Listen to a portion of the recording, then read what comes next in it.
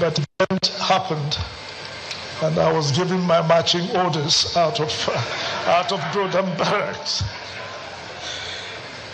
Yes, but this young officer went on later on. I don't know whether he's part of those who gave me the marching order.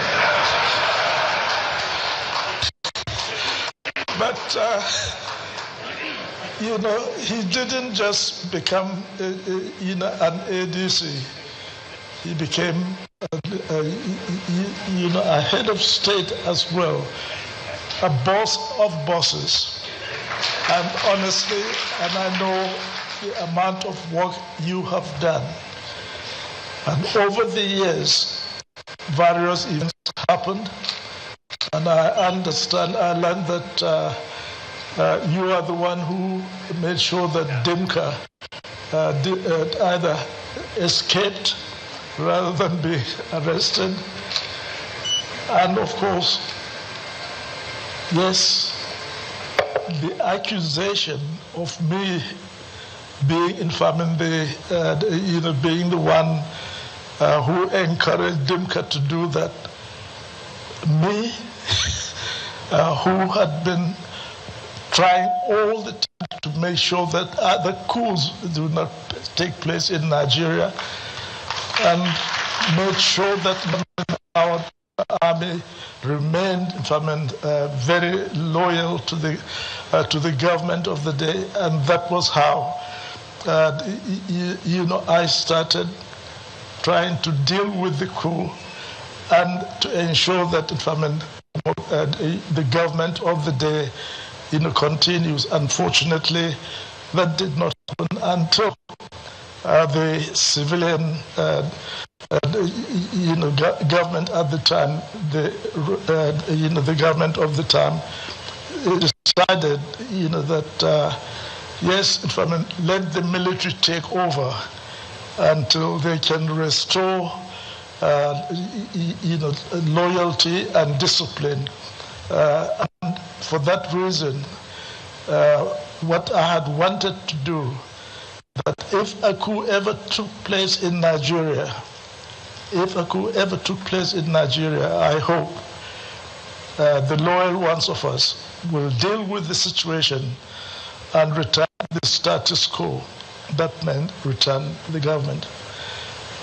And when we were able to really deal with that particular coup, yes, what happened, was that, yes, the powers was given to Ibrahim, and he told me, this is what has happened. And I had to just say to him, well, if this is the case, you have my double loyalty, as as my GOC and president. Now, president or commander-in-chief. I see, I can see a knockout is being done. But yes, that happened. And so that was how the military government in Nigeria came into being. The attempt by the first group did not, was not, complete. So, it was not. It was a military government that was forced on the, on the military. General Babangida, yes, I had, a very rough, time. I was even in charge for treason, isn't it? I was in charge for treason. You believe that? But however, such a false thing, I certainly didn't believe that such a thing could happen. However, later on, President Shagari rescinded that order, and you, in the end, made sure that yes, you in the end restored from my rank, restored my honor, etc. And you did quite a lot for the country, even though, you even selected me to be, the presidential candidate for NRC, wasn't it? But I can assure you, when it went to the voting, I didn't pass beyond, the ward level, the ward level, just to prove to you that yes, the people do not want military leaders as as the head. But you reinstated me. You really made sure, and you continue to do well, for which I congratulate you. Everyone congratulates you and wish you well for the future. Thank you very much. Former President General Yakubu Gowon was one of our most amiable and presidents. Representing General Muhammad Buhari, GCFI, Muazu Jaji Sambo, former Minister of Transportation, for a very brief goodwill message from our former president. A big round of applause, please, for him. Welcome him. President of the Federal Republic of Nigeria, Asiwaju Bola Ahmed Tinubu, Your Excellencies, distinguished ladies and gentlemen, not forgetting our fathers, I bring good tidings from President Muhammad Buhari, who has asked me to inform General Ibrahim Babangida of his regrets at not being able to be here today physically. This was due to an engagement he committed himself to prior to the receipt of General Ibrahim Babangida's letter. He, however, asked me to send his warm wishes and to pray that this event will be successfully conducted to the glory of God and will mark indeed a watershed in the life of our popular IBB. I don't have his mandate, sir, to call you by that name that he calls you by, so I will stop at my father, General Ibrahim Babangida.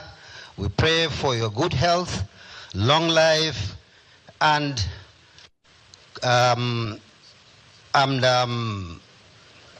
satisfaction, and hoping that you will, sir, continue to provide services in terms of advice to the leaders of this country, both for those who are on seat today and for the upcoming ones in the years ahead. We wish you a very, very long life and a happy celebration, sir. Thank you, sir. Thank you very much, Muazu Jaji Sambo, former Minister of Transportation, for that very warm message from General Muhammad Buhari, GCFR. General Abdul Salami Abubakar, GCFR, is to my right. The microphone is to him for his good message. Thank you, sir. Mr. President, Bola Tinubu, thank you very much for attending my brother's autobiography. Your Excellencies, former President, President Kroma, President Nanadu, our distinguished royal fathers, ladies and gentlemen. Where do I start, Ibrahim? Certainly, my relationship with Ibrahim, forgive me for calling him my Ibrahim, has gone a long way, over 80 years.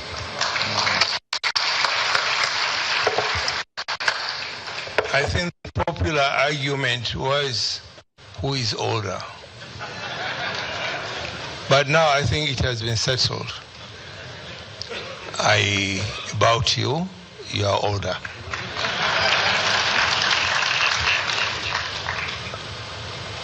Your Excellencies, I want to thank you for honoring my brother, my friend, my prefect, my head boy, my companion, all rolled in one. I think I want to thank Your Excellency Ibrahim Babangida for putting down your memo. I think it will go a long way in enriching the history of this country. Congratulations. Let me, Mr. President, with your permission, go back memory lane. When we were growing up in the little town of Mina, that is about 80 years ago. It might interest you, the present, and all the distinguished guests here. As far back as 1952, a soothsayer told us that Ibrahim is going to be the head of state of this country. We never believed him, because when me and him joined the military, courtesy then Captain Gawan, a young dashing officer, very smart officer, who came to lure us to join the military. When we joined the army, all we were hoping was to get to the reach of a captain and then retire.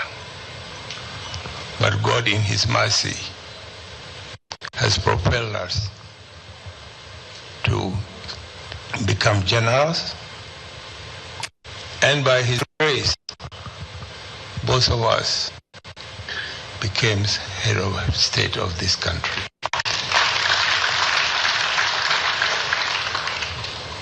Ibrahim, I want to thank you again for the friendship, brotherhood, and all that. No moment goes by when we remember our escapade without bringing smiles to our faces. May this smile continue during our twilight as we continue serving our residential responsibility to this nation. Mr. President, I thank you. Thank you very much. General Abu Salami Abubakar, GCFR, firmly now known as the junior brother to President Ibrahim Babangida. Mr. President, Your Excellency, distinguished ladies and gentlemen, Dr. Goodluck Ebele Jonathan, GCFR, sir, for your goodwill message.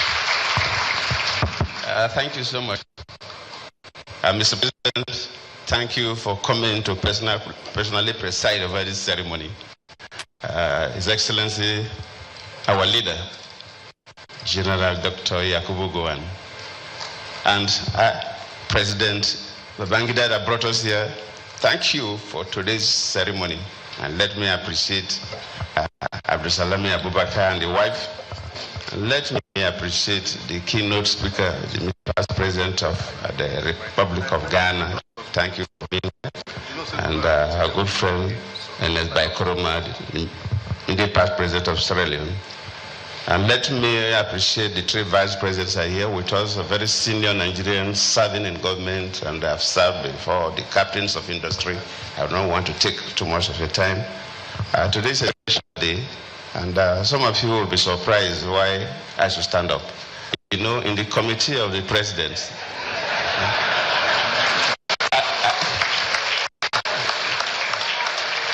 I am the most junior. So I'm only waiting when President Tinubu will finish serving.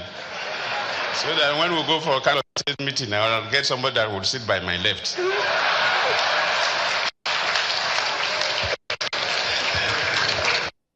thank you. Today is a great day, and I wouldn't take much of your time.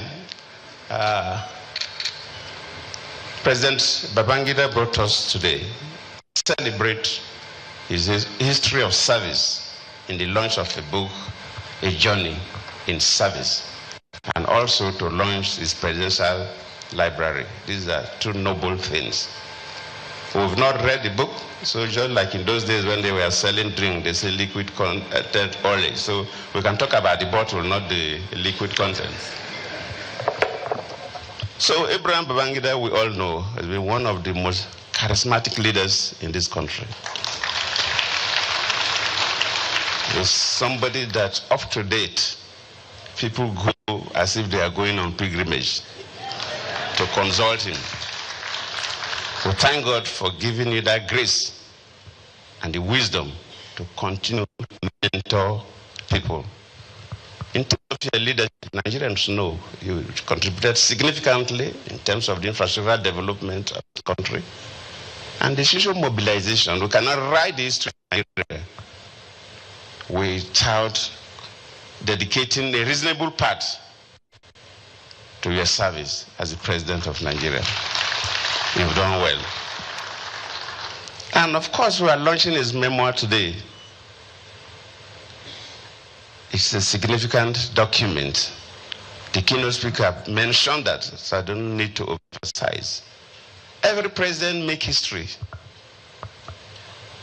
And other key historical factors make history, but they don't contribute to the documentation. And if you contribute to the documentation of the history, it makes your history stronger, more relevant, and more actual. I also hope that one day I will do my own.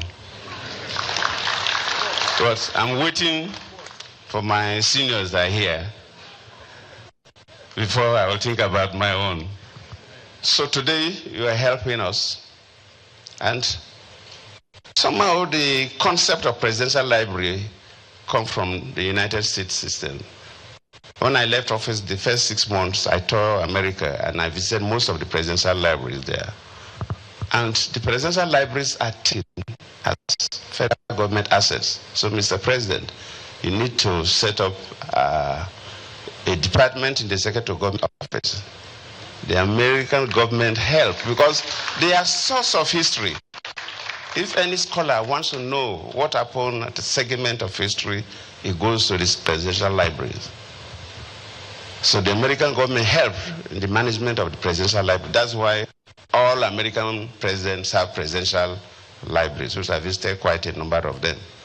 And I'm happy that in Nigeria today, we are launching the second one. Obasanjo has built his own, and now President Babangida is launching his own. We will all be going there from time to time to read about the history of Nigeria. So thank you. Then, so it is key, the significance of the memoir to tell our history. The presidential library is a custodian of this history. And we plead that those of us who are here and are not yet here, that who have some little advantage of the size of the pocket, should generously contribute to the development of this library. It's not just about Ibrahim Babangida, but it's about Nigeria, about West Africa, and about Africa. And thank you all. Thank you very much, sir. Good luck, Ebele Jonathan, GCFR, the junior boy, by his own admission, at Council of State meetings. Thank you, sir. Mr. President, Your Excellency, distinguished ladies and gentlemen, Daria Ahmed.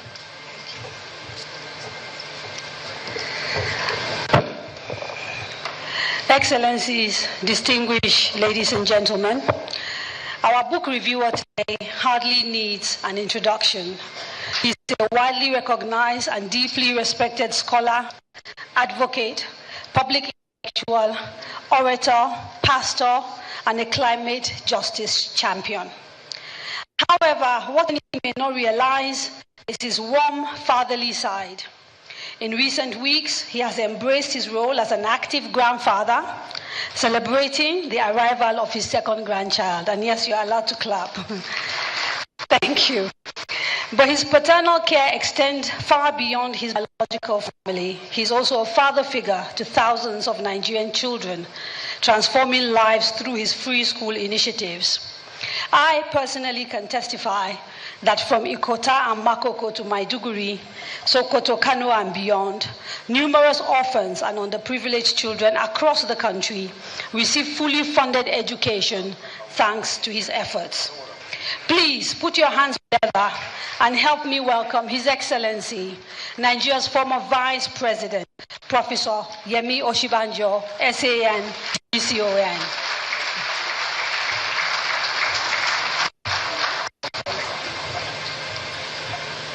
Thank you very much, Kaderi.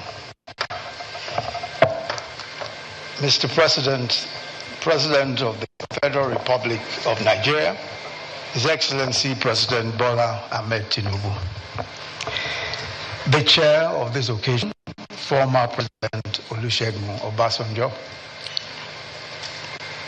I'm trying to locate him, former President Abdul Salam Abubakar, and her ladyship, Honorable Justice Fatih Abubakar, former President Goodluck Ebele Jonathan, former President of Sierra Leone, His Excellency Bai Koroma, the immediate past President of Ghana and our keynote speaker, His Excellency Nana Akufo-Addo, former Vice President Atiku Abubakar and former Vice President Namadi Sambo, the author and celebrant of this event, former President Ibrahim Badamasi Babangida, Your Excellencies, present and former governors, Your Royal Highnesses, traditional rulers, distinguished ladies and gentlemen,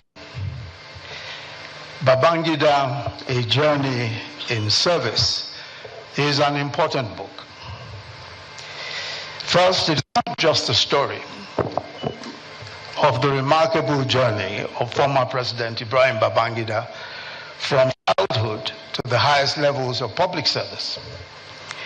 It is the story or stories of a journey of a nation, our nation, Nigeria.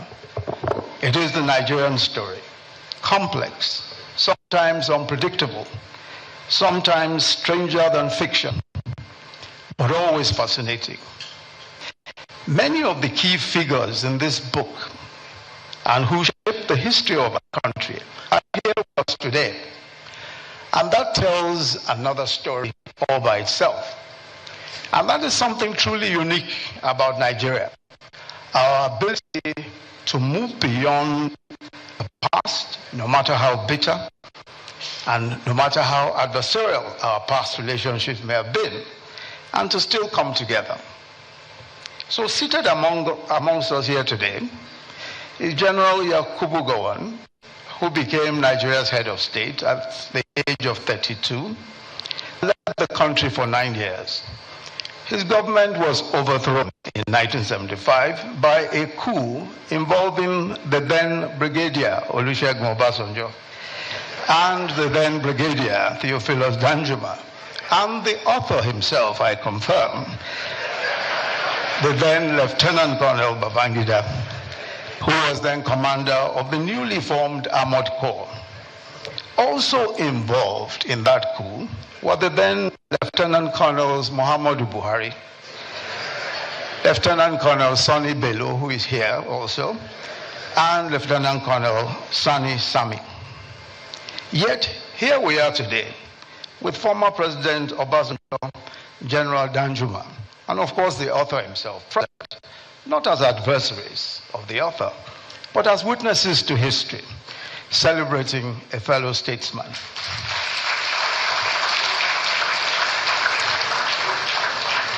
In a striking turn of fate, the author notes that it was President Obasanjo who, after the tragic assassination of General Murtala Mohammed, insisted that a young young Lieutenant Colonel Babangida be appointed to the Supreme Military Council, making him the youngest member at the time.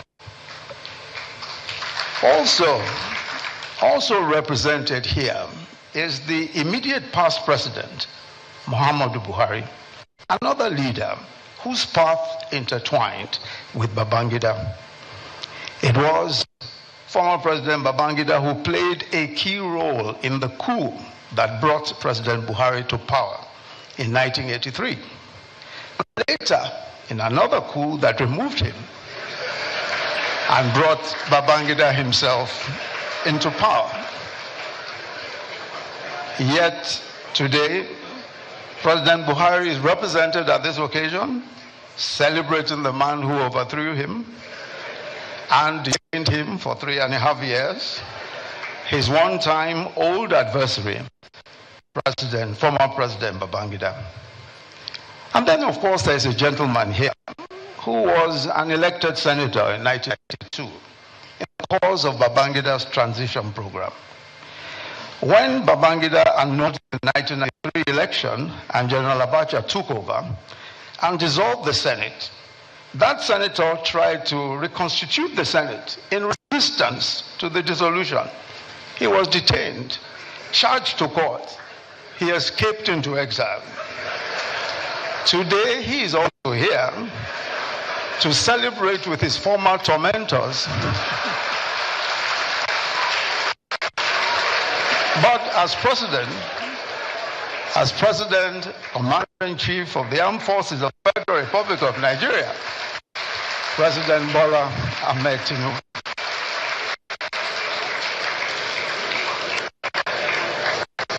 The third reason why this 420-page book is important is because it unveils one of the most enigmatic leaders that Nigeria has ever had. A man who some called Maradona, others described as the evil genius, bearing his mind, in his own words, in writing for the first time since he left office 32 years ago. In this compelling account, he tells of his early life in Minna, his parents, his siblings, primary school, Gwari Native Authority Primary School, how he became an orphan at the age of 14, and at age 16, entering the provincial secondary school Bida, the school which later became known as the Government College Bida. His class, the class of 1957-1962, which, as you have heard, produced 2 Nigerian presidents, 4 state governors, a former Chief Justice of the Federation, several federal ministers. His classmates, former President Abdul Salami Abubakar, Sami, Sani Bello, Garba Duba, Gal Nasco, Abdul Mumuni Keki Manga, Muhammad Maman Magoro, Paul Babale, and Maman Vatsa, who joined the class in their 3rd year. Babangida reveals his nickname. That's the nice one, the nice nickname to readers. He was called the Blockbuster for his sporting exploits. But Donasco and Ismaila Ahmed coined a nastier nickname for him. That nickname was Kulele. Kulele meaning because of his stocky physique. And the author notes jokingly in the book, I never forgave them for this. Babangida became the head boy of the school in his final year. Then he tells the story of how he changed his name from birth, which was Ibrahim Badamasi, to Ibrahim Badamasi Babangida. He recalls that during official engagements, officers confused his name, Badamasi, with the Yoruba name Badamosi, and many repeatedly asked him whether he was Yoruba. That question had all come up a few years before during his enlisting interview for the military. He says, to eliminate any confusion, I quote him, I decided to take on my father's other name, Babangida, as my last name. He tells the story of how he became interested in the military. A certain teacher, Pa Onimole, who as a 24-year-old had taken up a voluntary 3-month leave of absence from his teaching job at the King's College in 1930 to help set up and popularize science education in northern Nigeria, and who ended up spending his entire teaching career in the north. By the time he died at 78 in 1984, Pa Onimole had taught and lectured several generations of students in northern Nigeria, including General Yakubu Gowon and the author. But more than just laying a sound science foundation, writes the author, Pa Onimole was the first to get many of us interested in a career in the military. Shortly after independence in 1960, Pa Onimole invited his former student, Captain Yakubu Gowon, to give us a career talk on the military. Captain Gowon, handsome and smart-looking, in his properly starched army officer's uniform, spoke to us brilliantly in our familiar shrill voice of the benefits of military career. His career talk left a mark that stayed with most of us, and several of us joined the military. However, in a remarkable twist of fate, several years later, Yakubu Gowon became head of state. He was deposed in a coup in which the author participated, as we've heard. And while living in England, Yakubu Gowon was implicated unjustly, according to the author, by Dimka, who had led a failed coup. The Supreme Military Council then decided to strip General Yakubu Gowon of his rank as Staff General and dismissed him from the army. The author writes, I quote him, "Although I was a member of the Supreme Military Council that made that painful decision on General Gowon, I am happy that as president, I restored his benefits and full rights in 1986 as a distinguished general of the Nigerian Army." End of quote. The author also tells the story of his combat experience during the Civil War. His favorite commanders were General Wushishi and General Danjuma. The most unfortunate aspect of the war experience for him was that it brought him into combat confrontation with some officers from the Biafran side, with whom he had trained as a cadet, who now had to fight on the Biafran side. Interestingly, a good number of them who survived remained his friends after the war and long afterwards. But perhaps the most unforgettable experience of the Civil War for him was the injury that nearly killed him. In the course of a firefight in Uzuali, Umahia, by shrapnel that eventually was lodged in his chest.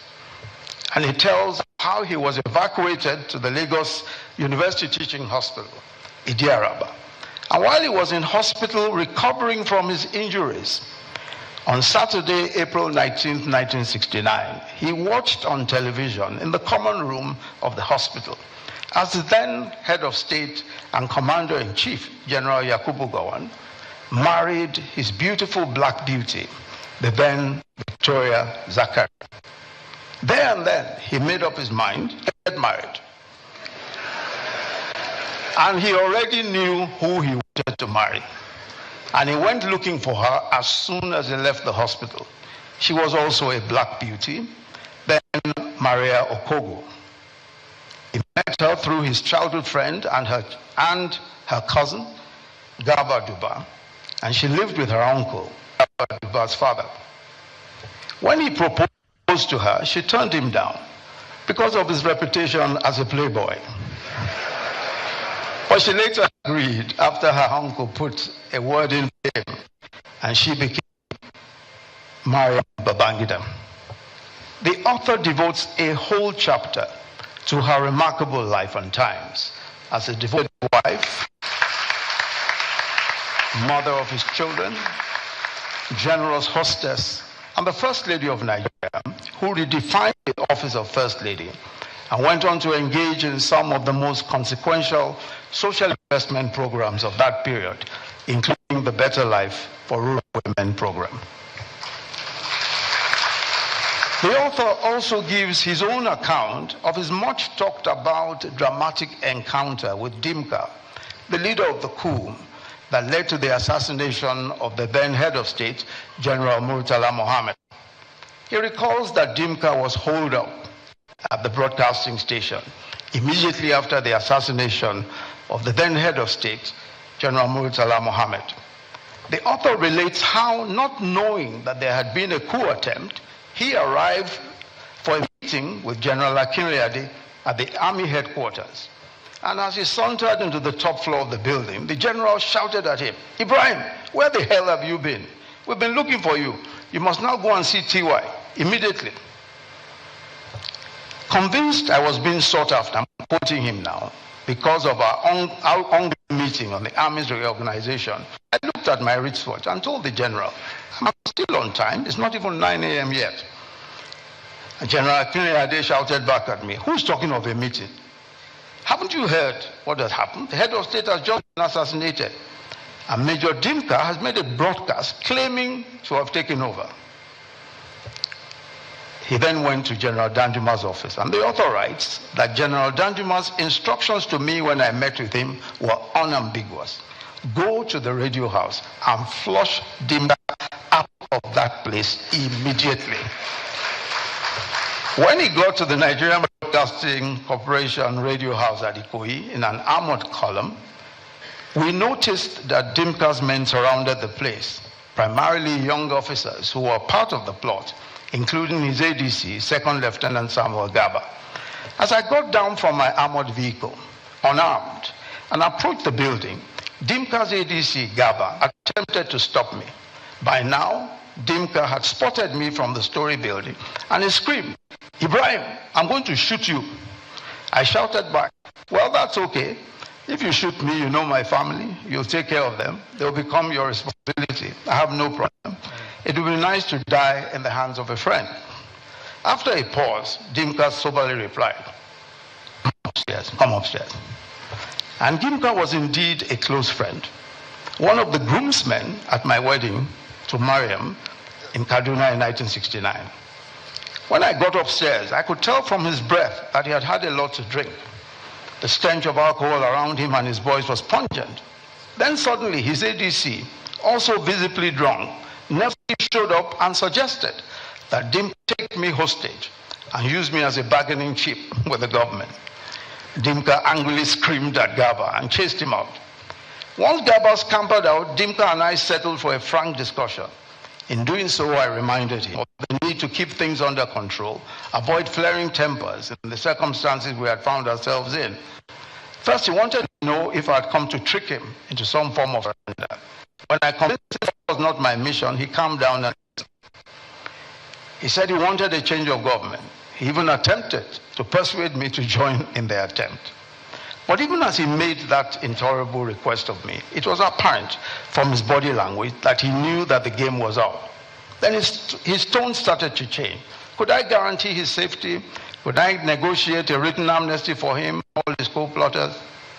Again, as I had done earlier, I pleaded with him to give himself up and avoid any form of conflagration that could kill civilians and soldiers. That chit-chat went on for some time, and I appeared not to be making a headway, but I left him with a promise to return later.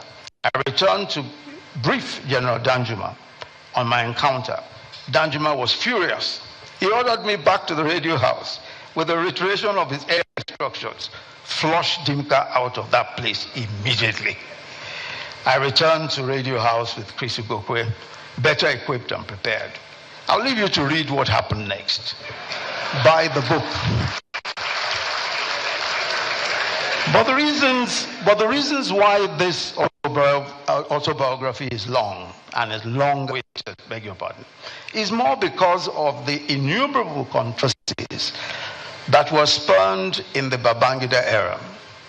Babangida himself described these events, and I quote, "the events that shook the administration to its foundations under our watch," end of quote. These include the death of Dele Giwa, the killing by a letter bomb of the charismatic journalist and publisher of Newswatch, a weekly political news magazine, in his home on October the 19th, 1986. The Vatsa coup, a coup that implicated one of his closest childhood friends, and the decision of the Supreme Military Council to execute him. The Gideon Oka coup, a coup that took the life of his ADC and nearly took his own life and that of his wife, and how they escaped the coupists and the coup was foiled and how the coup was foiled by the then Chief of Army Staff, General Sani Abacha. The OIC palaver, the controversy as to whether the government had surreptitiously taken Nigeria into membership of the Organization of Islamic Cooperation, OIC.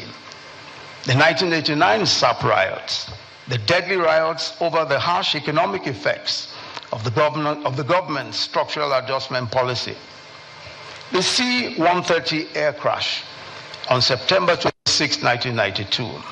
The crash of the Nigeria Air Force Lockheed C-130 transporter aircraft in the swamps of Lagos, in the swamps off the Lagos coast, barely 3 minutes after taking off from the Ikeja airport, killing a total of 159 officers, including the crew and 9 foreigners.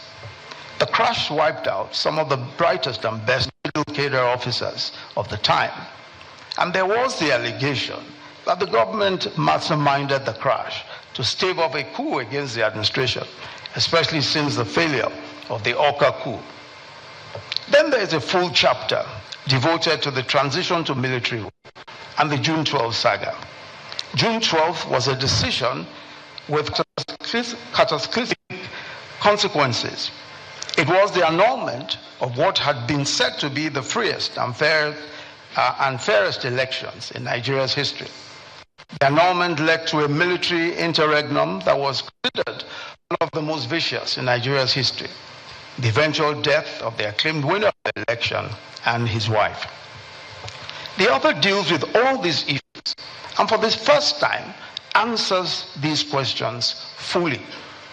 For example, he tells us for the first time who annulled the June 12th election. Of course, I will not disclose that to you. You would have to buy the book to find out. He puts the facts out there.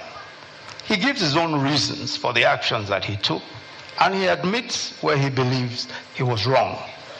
He also answers the question whether Abiola actually won the June 12th elections. And I quote him, "Although I am on record to have stated after the elections that Abiola may not have won the elections, upon deeper reflection and a closer examination of all available facts, particularly the detailed election results, which are published as an appendix to this book, there was no doubt that MKO Abiola won the June 12th elections. Upon closer examination of the original collated figures from the 110 polling booths nationwide, it was clear that he satisfied the two main constitutional requirements for winning the presidential elections, mainly majority votes and geographical spread, having obtained 8,128,700 votes against Tofa's 5,848,247 votes, and securing the mandatory 1/3 of the votes cast in 28 states of the Federation, including Abuja.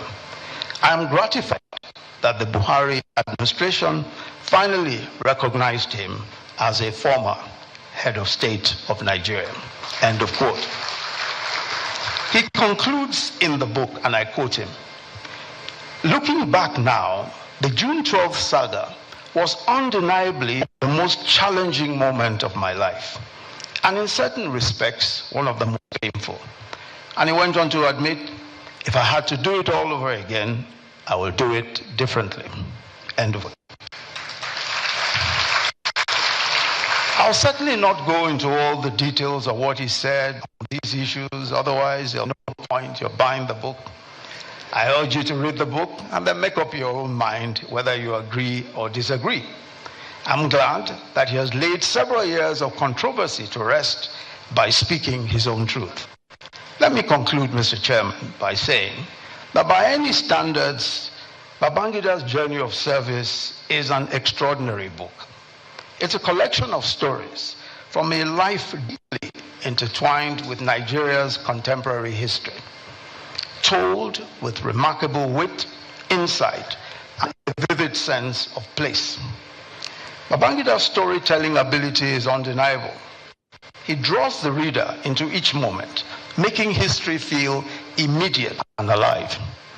His prose flows effortlessly from one era to another, from one pivotal event to the next, in a way that is both engaging and easy to read. He's generous in his praise of others, acknowledging the contributions of many along the way. Yet despite the richness of his narrative, this book, of course, will not silence the debates or end the controversies surrounding his years in power, especially the final chapter of his leadership. The questions will persist. Criticisms will probably continue. But that has always been the nature of the Babangida phenomenon. He remains, as ever, a force of history. This is a book that we must all read, Babangida in his words. Thank you very much for listening.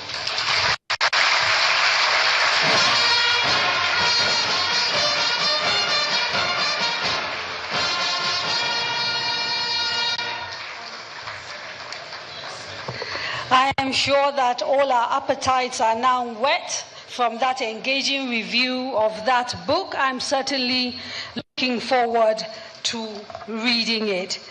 Distinguished ladies and gentlemen, the person who is responsible for the design of the IB Library Events Center is His Excellency, the former Vice President, Federal Republic of Nigeria, Architect Nnamdi Sambo, GCON, who is here with us today.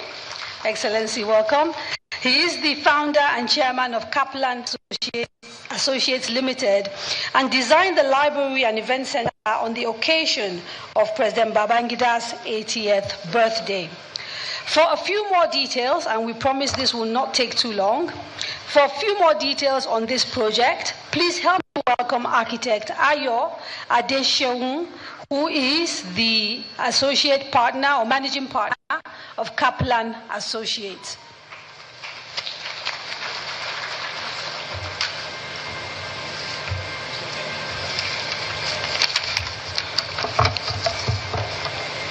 President, Your Excellency sirs, distinguished guests, ladies and gentlemen, please permit us to stand on the existing protocol.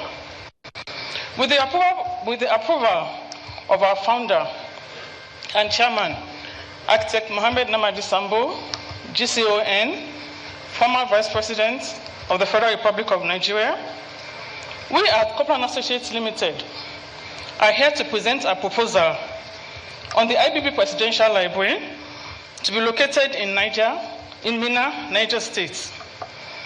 We are highly honored to be given this opportunity to be the consultant to this very historic project. The library, dedicated to the works and ideals of President Babangida, is proposed to be a virtual center of history, information, knowledge, and thoughts, so as to preserve tomorrow. We have prepared a presentation video to show the preliminary architectural design proposal, and we invite you to watch the presentation. Thank you, Your Excellency. The presentation, please. Welcome to the presentation of the proposed IBB Presidential Library, Niger State, Nigeria, a visionary project designed to preserve history, knowledge, and thought for generations to come. At the helm of this monumental initiative is Kaplan Associates Limited, a distinguished firm of indigenous professionals, of architects, engineers, and planners, established since 1983 by Architect Mohammed Nnamdi Sambo, GCON, former Vice President of the Federal Republic of Nigeria.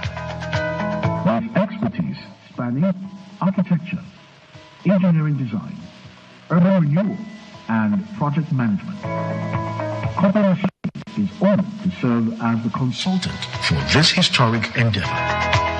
This project stands as a landmark initiative in Minna, Niger State, Nigeria. The IBB Presidential Library, Minna, Niger State, Nigeria, is dedicated to the life, work and ideals of President Ibrahim Babangida. The library draws inspiration from his book, A Journey in Service. This project is envisioned as a vital center of history, information, knowledge, and thought to preserve tomorrow. Vision and objectives. The IBB Presidential Library is not just a repository of books. It is a hub of information, knowledge, and thought designed to safeguard history while inspiring future generations. The objectives of this proposal is to create a sustainable and aesthetically pleasing complex that fosters national unity through historical materials, research, and cultural engagement. The design concept. The library complex is meticulously planned to include key facilities that caters to a wide range of scholarly, cultural, and administrative needs. Among these are a library and artifact center, housing administrative offices, a public library, and an archival hub to preserve historical documents and artistic collections. Museums dedicated to documenting two pivotal eras, the transition from colonial rule to independence and the subsequent journey through the Nigerian Civil War. An educational facility featuring research centers, audiovisual resources, and cultural programs to engage students and scholars alike.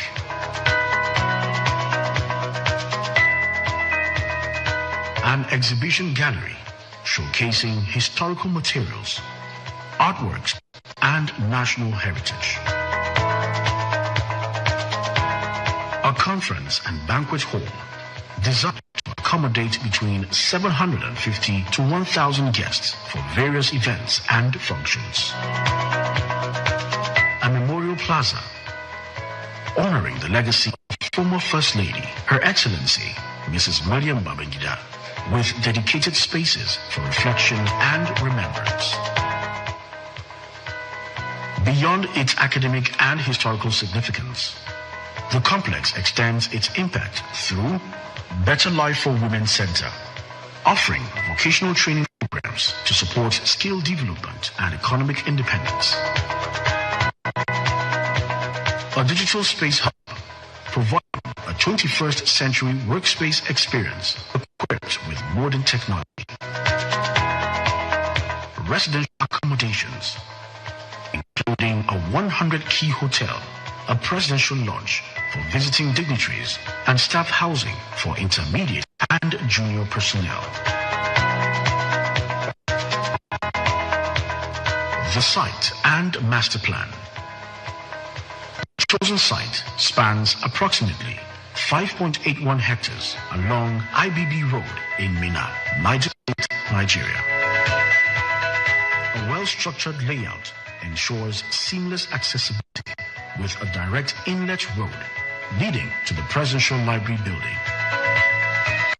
The Memorial Plaza is positioned to the left, while the Conference Hall, Better Life for Women Center, and resident accommodations are situated to the right. Architectural and structural overview. The library and museum building. The proposed structure will stand at 4 floors. The ground floor features a spacious foyer with vertical circulation points via lifts and staircases. It houses a 350-seater auditorium, a museum, offices, a gift shop, a VIP lounge, seminar room, and visitor conveniences. The first floor includes additional seminar rooms, a second museum space, and a large exhibition area. The second floor is home to the public library and the Digital Space Hub, creating an environment for research and modern learning. The third floor accommodates an archival hub alongside offices for research, education, and cultural programs. The fourth floor hosts administrative offices, meeting rooms, a boardroom, and the Director General's office.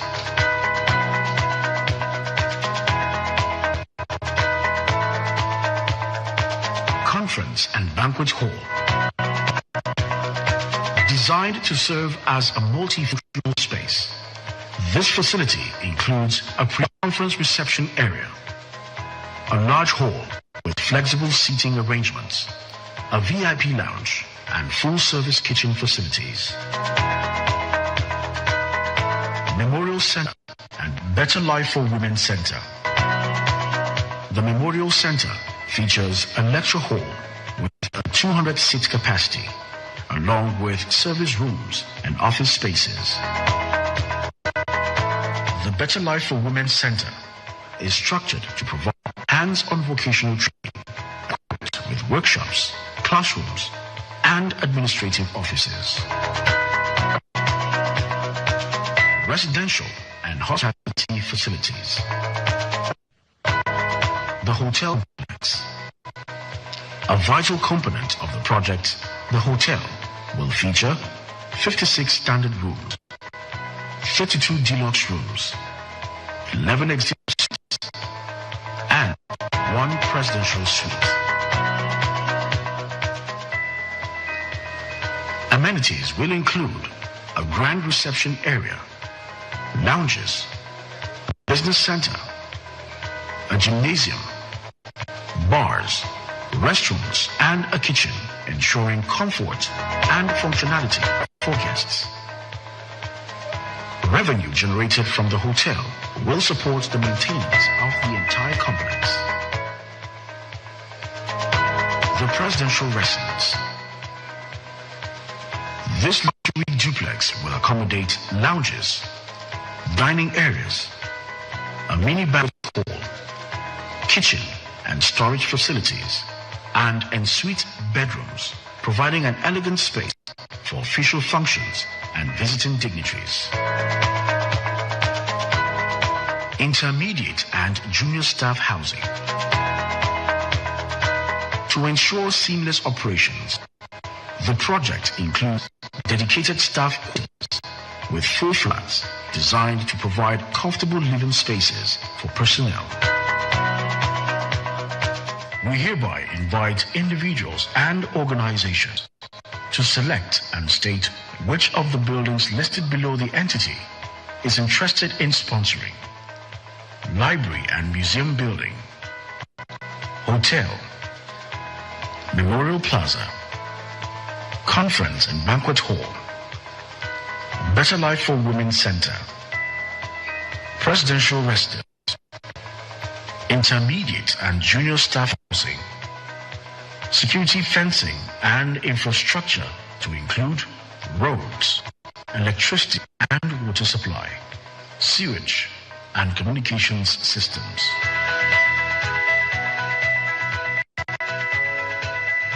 A legacy for the future. The IBB Presidential Library is more than a structure. It is a symbol of knowledge, a guardian of history, and a gateway to the future. Through its comprehensive design, it stands as a beacon of learning, reflection, and national pride. Thank you.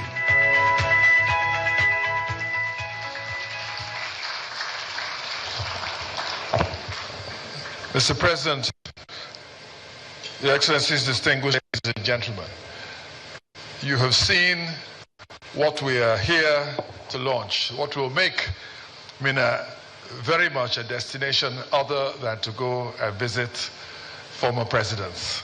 The people of Niger State are very lucky, and you are going to ensure that we can build this marvelous presidential library. The platforms are with you. We're going to unveil the book shortly, and then it will be available for purchase. Everything from the pledge forms that is going towards the building of the library. Everything. And former President Ibrahim Babangida has said that he would like to acknowledge everyone who fills out a pledge form. So please, we cannot have everyone come on this occasion with Mr. President seated. So it's just going to be a very few notable people that will come up here to do the unveil. May I now invite the chairman of BUA Group, Abdul Samad Rabiu, to please come up.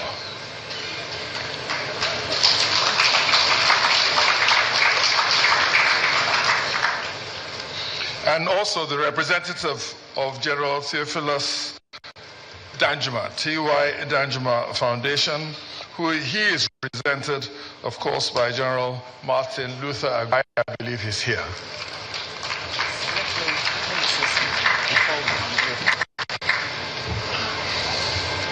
Okay. Thank you, sir. You're welcome, sir. Yes. We're going to go through the unveiling of the book right now, Mr. President, ladies and gentlemen. But I just want to say one or two things, because everyone wants to be a success and have its trappings. But some might say that success is relative. For the amazing scientist, Albert Einstein, his perspective was very simple. He said, try not to become a success, but rather a man of value. And standing before you, Excellencies, ladies and gentlemen, is a man who has achieved both. He's the founder of ASR Africa Initiative, an executive chairman, and he has pledged to support ongoing efforts by various governments to bridge the development divide across Africa. Please welcome, as we unveil the book. No, speeches. Let me do my speech first. Oh, you have a speech you want to give now, sir? Yeah, I want to do fundraising. That's fine, sir. Thank you. Your Excellency, Mr. President, President Bola Ahmed Tinubu, GCFR, Your Excellency, General IBB, Your Excellencies, distinguished ladies and gentlemen, please permit me to stand on already established protocols. It is my distinct honor and privilege to be here today as the chief launcher of these two important events, the book presentation of IBB's Autobiography and the Presidential Library in conjunction with General T.Y. Danjuma, who could not be here with us, but is ably represented by General Aguirre. We are gathered here to celebrate an icon, a leader, a soldier's soldier, a visionary. Over the past decades, General Babangida has touched many lives across Nigeria.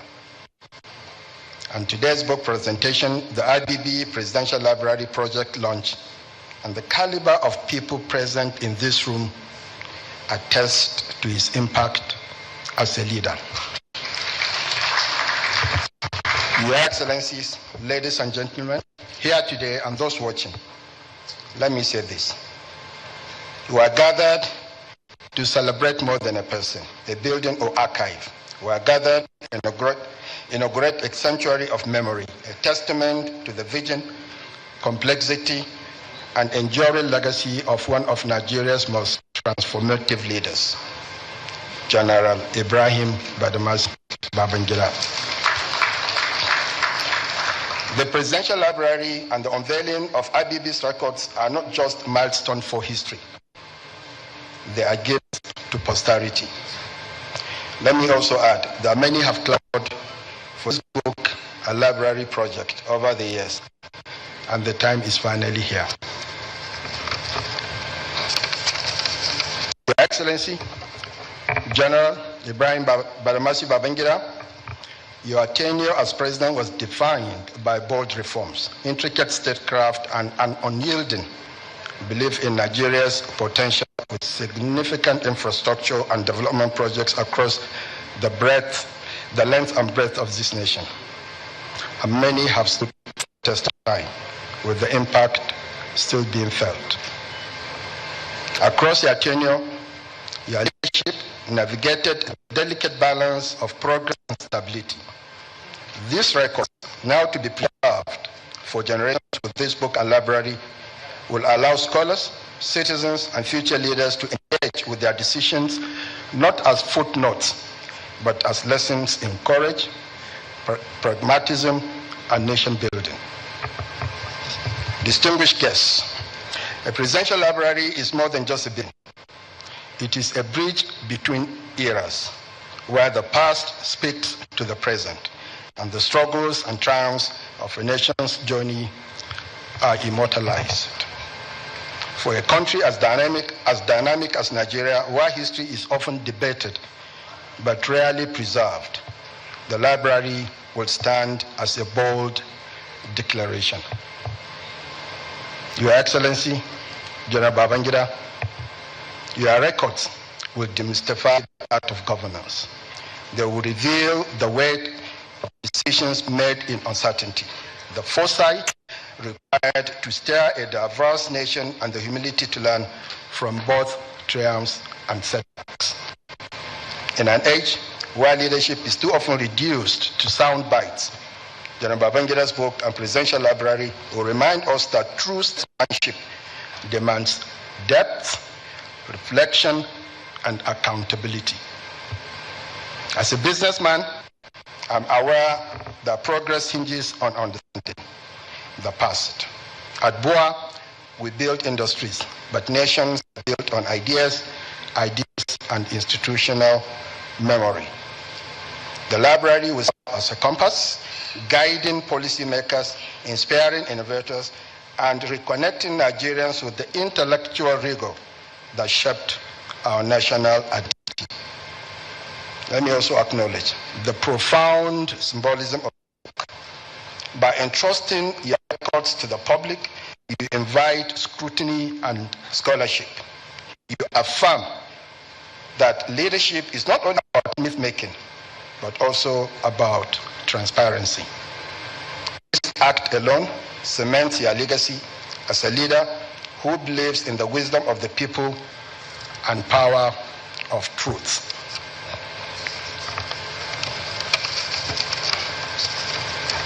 To the curators of the library, historians, and staff, you are the guardians of Nigeria's narrative.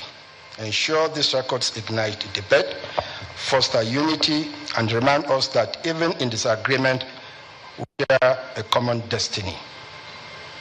Your Excellency, General, let me borrow your own words, and I quote, "Leadership is the courage to plant trees under whose shade you may never sit."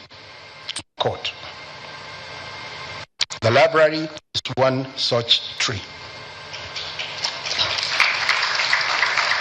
May it grow deep, shelter generations, and stand as a timeless tribute to your service. To this end, I'm pleased to share that General Njuma and I had a meeting with him last week, we will fully support the construction of this library, a monument to our history as a nation. However, before I dive into my donation and encourage others to pledge, I want to emphasize that our goal today is to raise enough money, enough funds to bring this library to life. So far, as we have seen, designs have been approved and a contractor is about to be appointed. So this library and the event center are on track to be completed on schedule. I also want to use this opportunity to kindly ask our wonderful donors to please consider redeeming their pledges very soon. This will allow us to properly acknowledge your generosity and begin construction in earnest. General Danjuma and I will be redeeming ours immediately. That's the promise. Let me once again thank General Ibrahim Babangida for finding General Danjuma and I worthy to be the launchers of this great event. Thank you, General, for the honor. At this point, it is my pleasure to announce my donation of 5 billion naira. Thank you so very much for being part of this incredible initiative. I'm honored, General. Thank you, Excellency. Thank you, Mr. President. I will now hand over to General Agway, a representative of General T.Y. Danjuma, to also announce his contribution. General, over to you.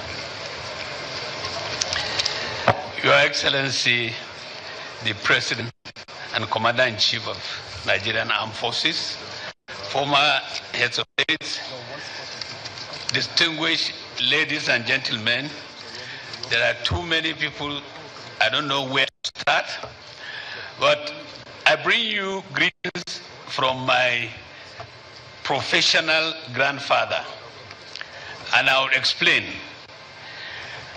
When General T.Y. Danjuma called me and directed me to represent him, he wished he was here and he had planned to be here, but because of ill health, he couldn't make it, and he directed me to represent him. I say he's my grandfather, my professional grandfather, because he told me, and I have also known, that he mentored the author of the book that we are launching today. And the author of the book mentored me as a cadet in 1970. And that relationship continued, that I served under him as a staff officer. One time I was his military assistant, and just as his father, General T.Y. Danjuma, mentored him, he became Chief of Army Staff. He also mentored me, and I was lucky to become Chief of Army Staff. And today, I count myself very lucky that I am in a square. General Yakubu Gowon, who I earned my commission when he was the president of this country under him, is here.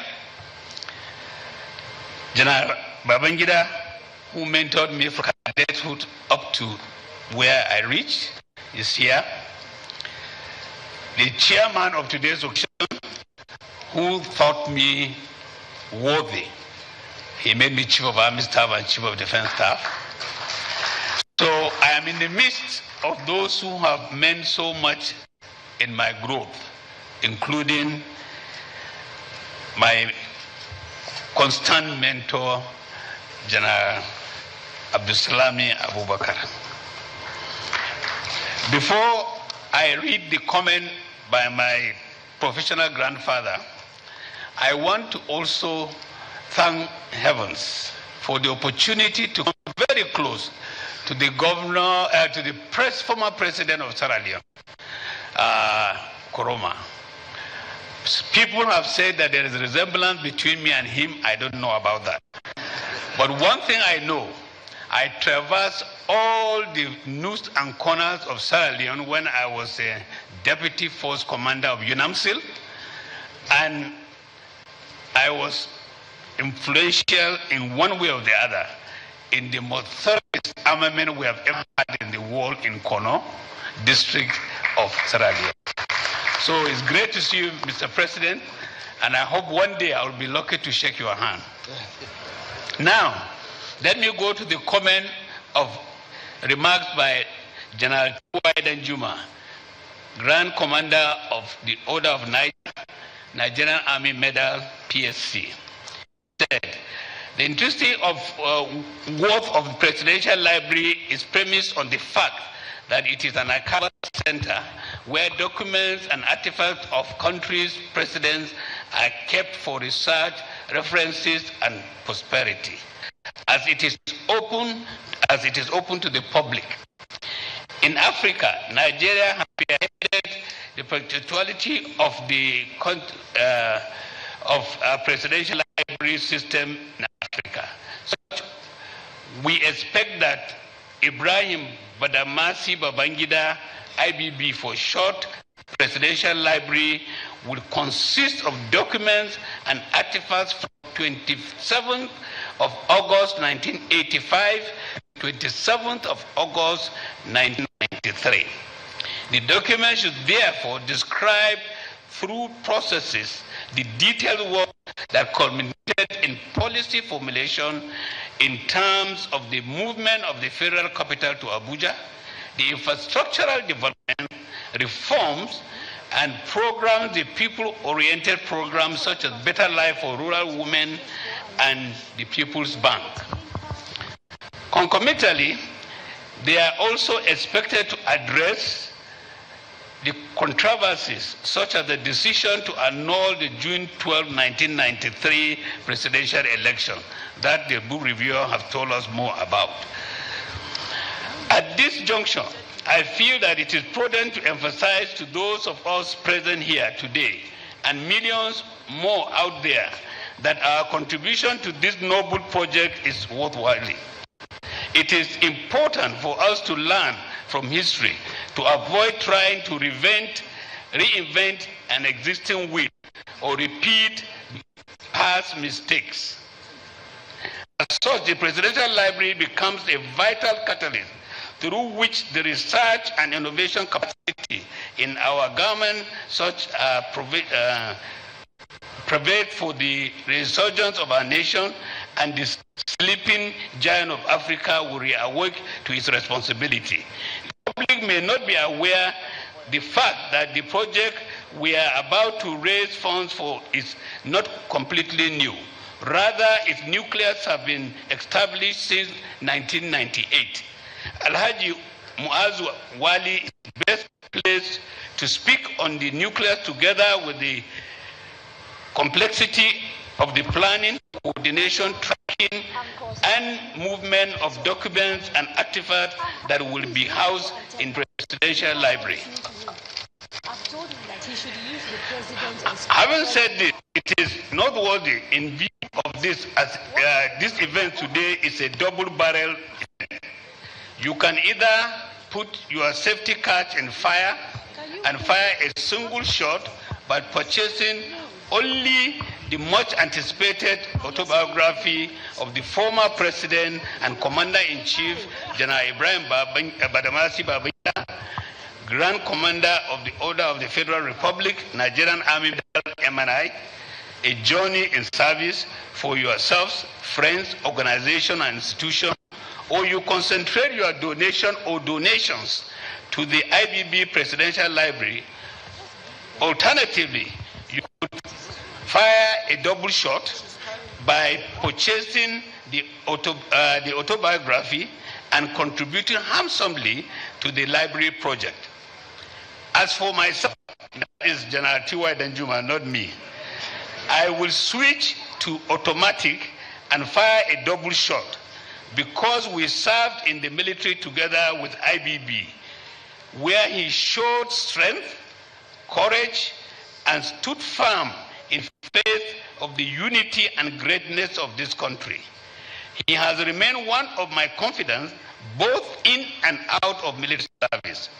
Above all, he was completely loyal to me as his Chief of Army Staff. He was loyal to the military profession, and most importantly, to the nation, Nigeria. I therefore launched the book, A Journey in Service, where I would want 10 copies, and to donate with my junior brother, not me, General again, to the IBB Presidential Library. He is pledging to donate 3 billion naira. Mr. President, sir, Your Excellencies, distinguished ladies and gentlemen, we're going to keep the rest of the launches to 5 minutes. Please assist me to do that. A person who has given great support to the project from the start is none other than Mrs. Florenshaw Alakija of Fanfare Oil and the Rose of Sharon Group.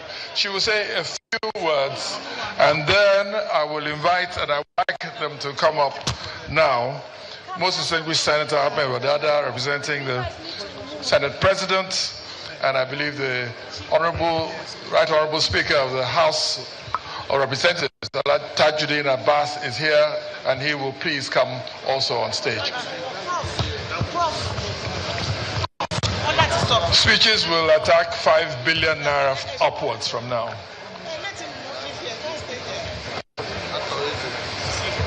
Mrs. Florenshaw she'll be speaking from her seat.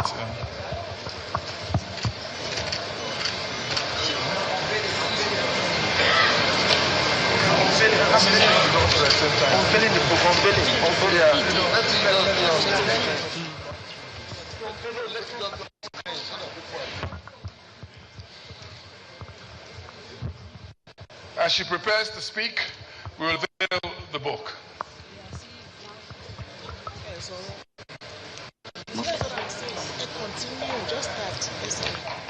Your Excellency, President Bola Ahmed Tinubu,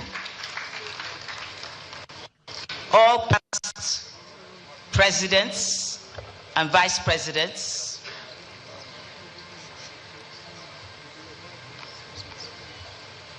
all past presidents and vice presidents,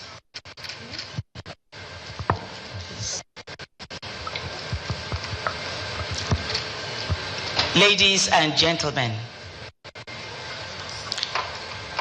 Your Excellency, General Babangida, retired, GCFR, former military governor, president of the Federal Republic of Nigeria,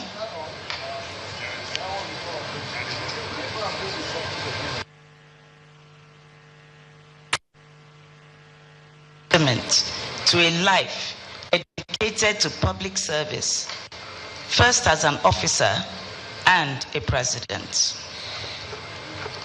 It not only chronicles your achievements, but also professes your humanity that is not immune to making mistakes, and that is highly commendable.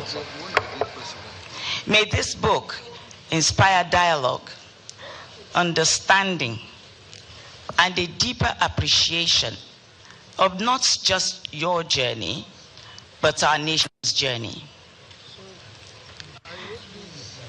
I also see this opportunity to congratulate you on the building of a presidential library as part of your legacy to Nigerians, Nigeria, Africa, and the rest of the world. God bless you, sir. May He elongate your life, and God bless Nigeria. Thank you very much, Mrs. Florenshaw Alakija. May I quickly invite the most distinguished Senator Ahmed Wadada to come on stage, representing the most distinguished Senator Godswill Akpabio, Senate President. The Right Honorable Speaker of the House,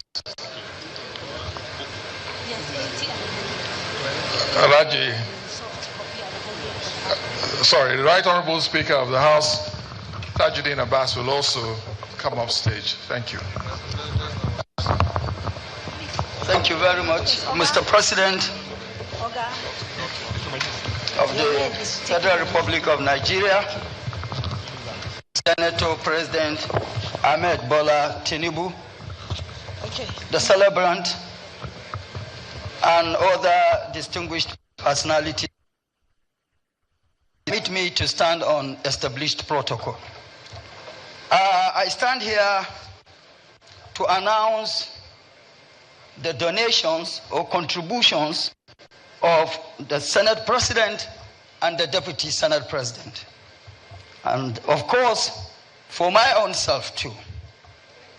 For my own self, not because I'm a senator, for my own self, because of the relationships that existed between the father of the celebrant, President Abdusalam Abubakar, and my late father, which of course gave me the privilege to relate closely with President Babangida, who has done so much to me in life. He has guided me in my difficult periods. He guided me when I was challenged in one or the other. Sir, I cannot thank you enough. The most honor you did to me, I'm sure you must have forgotten. In the year 2012, a senior discussion erupted between you and the chairman of the occasion. I wish he's still here, President Obasanjo, and the two of you gave me the privilege to be between the two of you back to back. May the Lord reward the two of you abundantly for that. For the Senate President, he said I should announce 50 million for him. The Deputy Senate President, 20 million. And for me, I am going to announce what I'm going to announce, but it may be paid by some other people. For me, 10 million naira. Thank you. Thank you, most distinguished Senator Ahmed Wadada. And I do remind you that if we want to keep Mr. President here any longer, there will be no long speeches. May I now invite the Speaker of the House, Right Honorable Tajuddin Abbas.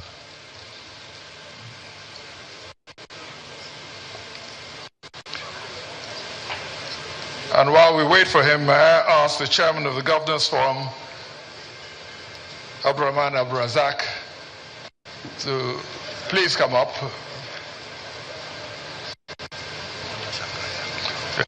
Yeah. They should be coming up to line up. It's better. Don't do the line up, please. While he comes on stage, may I ask Monsa Chikeobi, Chairman of Fidelity Bank, also to come up. The President, Commander-in-Chief of the Nigerian Armed Forces, Asiwaju Bola Ahmed Tinubu, the Jagaban of Borgu. Distinguished ladies and gentlemen, gentlemen of the press. Well, I'd say congratulations to, as we know him, IBB for this book launch. It's a bold move indeed. Now, on behalf of the Nigerian Governors Forum, all our members, we're going to make a handsome donation, which I will not announce, but you'll get your alert in the month of March. Thank you very much.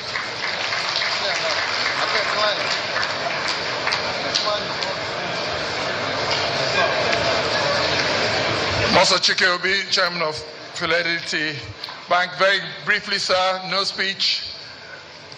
Much as I know that you would like to, but we cannot spare the time. Thank you, sir. Your Excellency, President of Federal Republic of Nigeria, Senator Bola Ahmed Tinubu, I'm wearing two hats here. The first hat is as Chairman of Fidelity Bank, and we will pledge, well, I think we've already donated 50 million naira for the launch of the book. But I must beg your indulgence to tell a story which I believe illustrates the person and humanity of General Babangida. I hope you remember this occasion, sir. Many years after you left office, my father, Professor Chikeobi, came to visit you in Minna.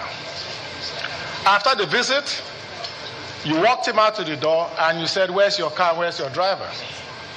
And my father said, "Public transportation. I don't have a car."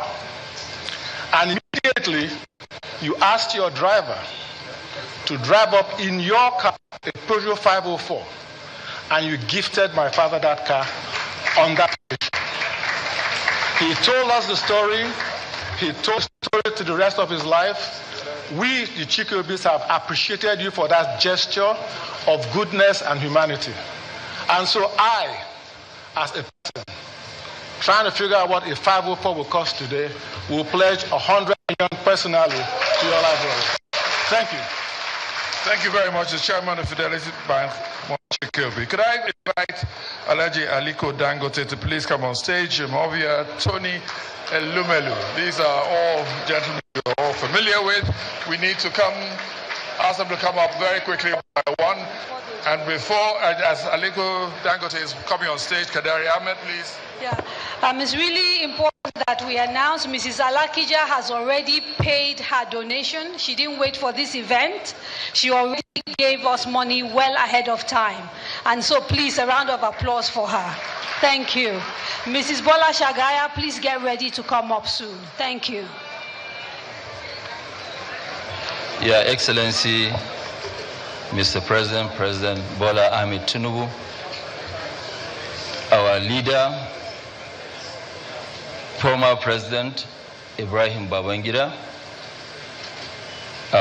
the boss, former head of state, General Yakubu Gowon, other heads of states that are here, former President of Ghana, former President of Sierra Leone, our former Vice Presidents, the families of General Babangida, whom I'm part of. Your Excellency, I would like to stand right here and thank you so much for what you did for Nigeria. A lot of people, they actually don't know, not aware. You are the one that established the private sector in Nigeria. Anybody in private sector today that is somebody was actually created by you. Reason why you gave us licenses, I remember that we used to struggle to go and get licenses through Indians. Your Excellency, in 1986, you abolished the requirement of import licensing, and that is why we grew to the highest level. I remember one day you gave almost 30 of us banking licenses. You also took 5 Nigerians and asked them to go and pay 1 million naira each for block of oil, oil blocks. Your Excellency, I can continue to count on and on for the singular acts that you did. That is why Nigeria has more private sector than the entire African continent. It is only in Nigeria where actually government contribution to GDP is only 15%.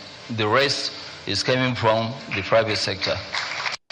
So I want to thank you, and I'm sure future leaders will continue to do so, because you are one leader that realized right from the beginning that you cannot clap with one hand. And that's why you took government on this side and private sector on this side and you clap.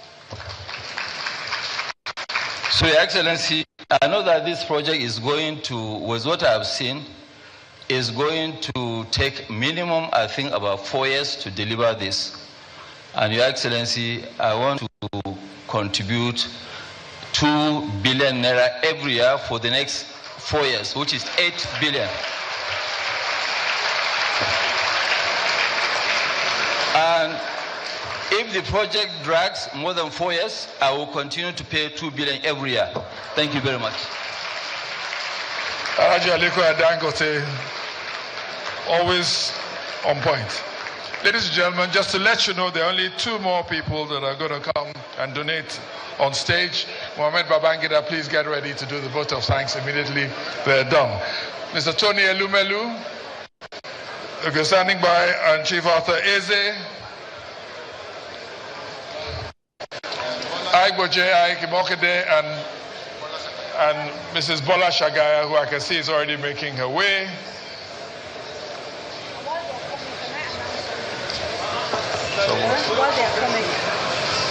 While we wait for them to make their presence on stage, can I please ask Senator Sani Musa 313 to stand up?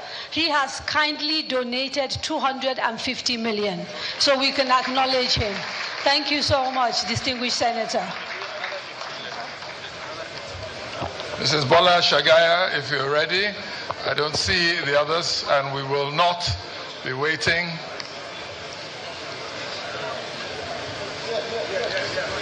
Bola Shagaya, please. Mr. Tony Elumelu, I was told you were here. If you're present, can you please come up?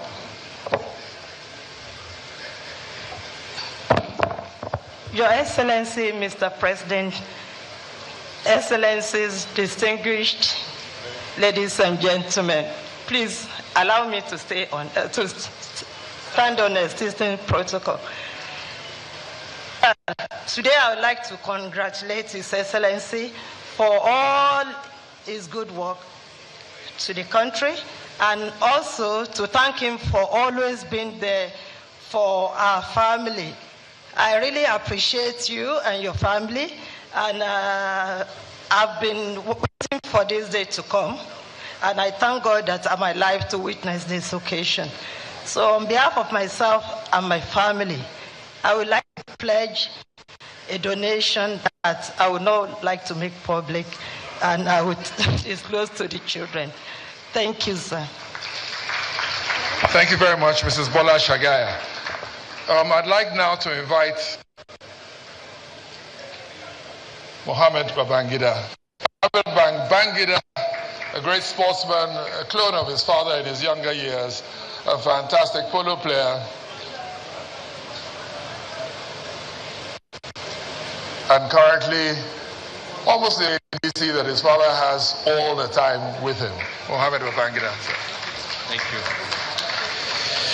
A'udhu billahi minash shaitanir rajim. Bismillahir rahmanir rahim. Your Excellency, the President of the Federal Republic of Nigeria, Senator Bola Ahmed Tinubu, Your Excellencies, the former heads of states, Your Excellency, the former President of Ghana and the former President of Sierra Leone, Your Excellencies, the former Vice President right here, Your Excellency, our former First Lady, and our dear mother, Justice Lami Fati Abubakar, Your Excellencies, the state governors, ministers, the Secretary to the Government of the Federation, distinguished senators, honorable members of the National Assembly, the Chief of Staff to the President, eminent captains of industry, our esteemed chief launcher and co-launchers, organizers of this historic event, our book reviewer, Professor Yemi Osinbajo, SAN, former Vice President, and of course our national heroes, all decked out in their uniforms, our royal fathers, family, friends, well-wishers, distinguished guests, ladies and gentlemen. First, above all, we give thanks and glory to the Almighty God for making this day possible. His grace has brought us together to celebrate a statesman at a defining moment of our national history. I stand before you today on behalf of the family of General Babangida, deeply honored and profoundly grateful to express our appreciation on this special occasion, the launch of A Journey in Service, an autobiography that offers an insightful reflection on the life, vision, and enduring contributions to a patriot and a national icon. We begin by expressing our deepest gratitude to His Excellency, the President of the Federal Republic of Nigeria, Senator Bola Ahmed Tinubu, for honoring this occasion with your presence. Your commitment to national development and your support for initiatives that preserve history and inspire future generations are truly commendable. A special appreciation goes to the distinguished chairman, former President Olusegun Obasanjo, for presiding over this historic occasion. Your contributions to national growth continue to shape our collective progress. We're equally grateful to Your Excellency, the former President of Ghana, Nana Akufo-Addo, for delivering today's keynote address. Words have reinforced the bonds between our nations and underscored the importance of visionary service in shaping Africa's future. To the former heads of states and former vice presidents, your presence is a statement to brotherhood in governance and nation building. Your continued insights remain invaluable. Our heartfelt appreciation goes to all the distinguished guests who have come to support this cause. Your presence and generosity in advancing the Presidential Library fundraising demonstrates a collective commitment in preserving history and fostering intellectual growth. We extend our gratitude to our royal fathers. Your wisdom and influence continues to uphold the values and the tradition of unity of our great nation.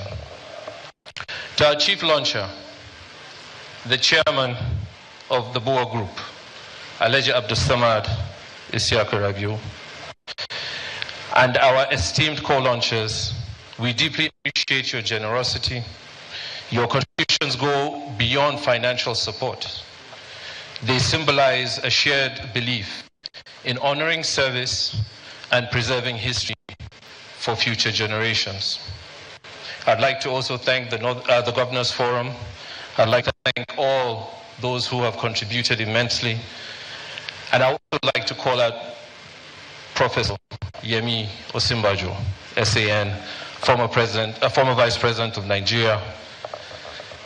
We express our sincere gratitude for your insightful review of this remarkable work. Your thoughtful analysis has deepened our understanding of its significance, making this occasion even more impactful. Thank you very much, sir.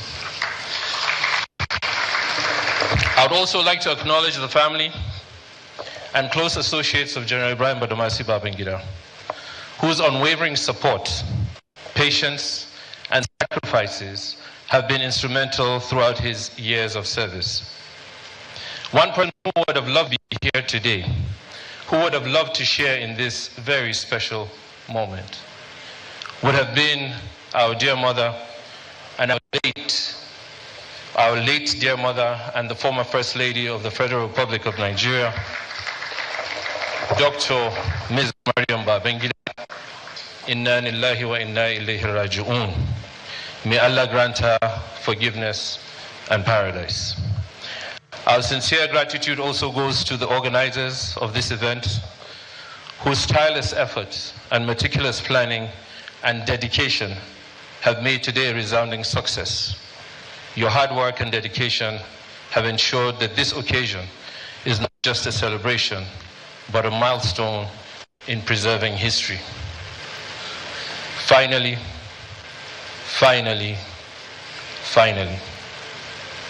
to our dear father,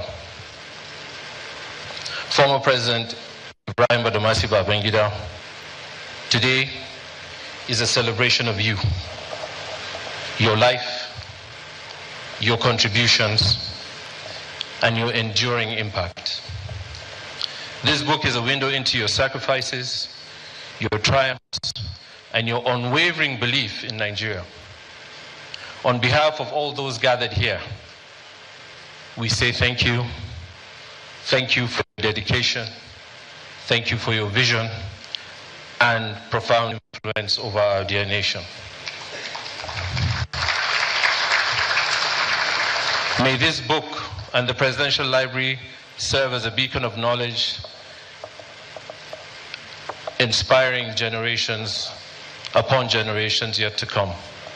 Thank you all for your time, for your generosity, and your presence here today. May God continue to bless us all. Thank you very much. Thank you very much, Mohammed Babangida.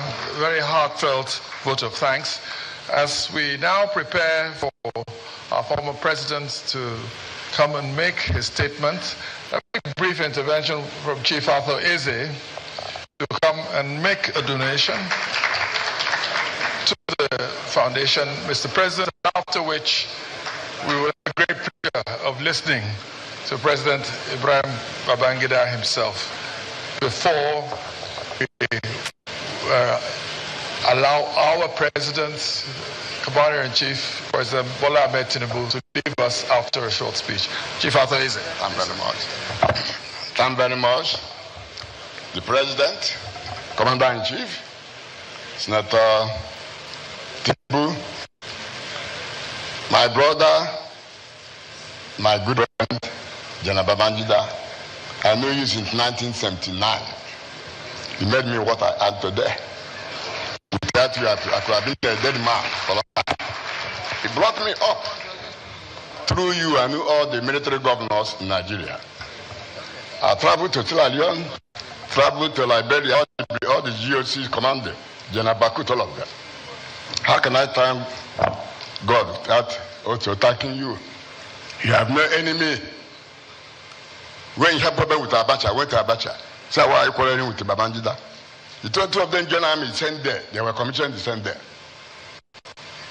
When they had problem with Abiola, you didn't tell him.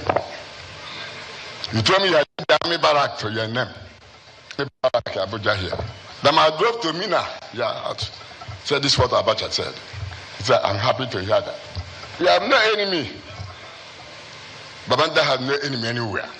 All the big men, as he brought all of us up. It's sheer. It's sheer. Now I'm very grateful. I'm going to give you 500 million naira. Oh, what you are giving us, for the first time, we are doing something for you. May God bless you. Bless Tinubu also. Keep this one. A man of his word, the check is with me. I promise I'll hand it over. Mr. President, sir, the Board of Trustees is headed by General Haliru Akilu, and the members are Francis Ogboro, Donald Duke, who have seen them working very hard, Chidi Amuta, Rotimi Amechi. Cannot entertain anything now, please. No. And, of course, Dr. Yemi Ogubi, who you call Mr. Activity, has been very instrumental in putting this all together over the last couple of years. So congratulations to them. Ladies and gentlemen, Bimbo Loyede will now ask President. Thank you very much. Thank you very much, Yinka. Just a couple of pledges here. From the Jallo family, 5 million naira.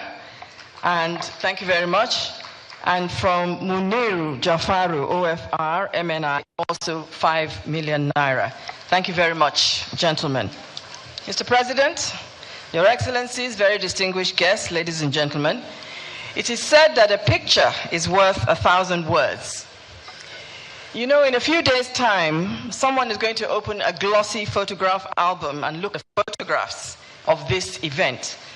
Maybe somebody else will pick up their device, access YouTube, then they'll see coverage of this event. And I wonder, what will they see? They will see irrefutable evidence that on February 20th, 2025, Nigeria's president, a former Ghanaian president, a former Sierra Leonean president, former Nigerian presidents, former vice presidents, one of whom rendered a masterful review of the latest book in town, they all graced this auditorium. They will see that Nigeria's political elite were here. They will see that traditional rulers left their domains to participate in today's proceedings. They will see that captains of industry, media moguls, and thought leaders unanimously decided that this story would not be told without them. Well, we thank God that the celebrant is here personally. He's here to thank you for your support. He is here to keep a date with history and posterity. He is here ladies and gentlemen, for you. Mr. President, Your Excellencies, very distinguished guests, ladies and gentlemen, please welcome a soldier, a colleague, a mentor, a friend, a strategist, an elder statesman, a husband, a father, a grandfather, a former president of the Federal Republic of Nigeria, and now the author of A Journey in Service, General Ibrahim Babangida, GCFR.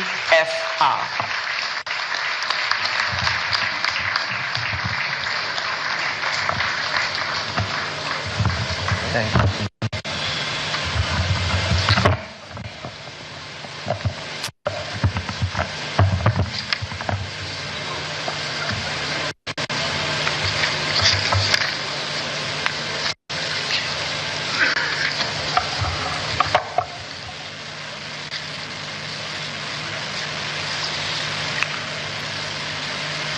Mr. President and Commander-in-Chief, Your Excellency, Asiwaju Bola Ahmed Tinubu,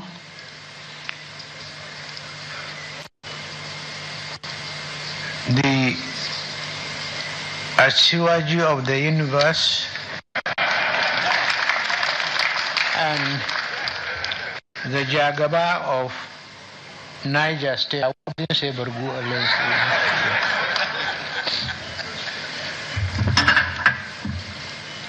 Very distinguished General Yakubu Gawan, the chairman of today's event, General Olusegun Obasanjo, other past Nigerian President,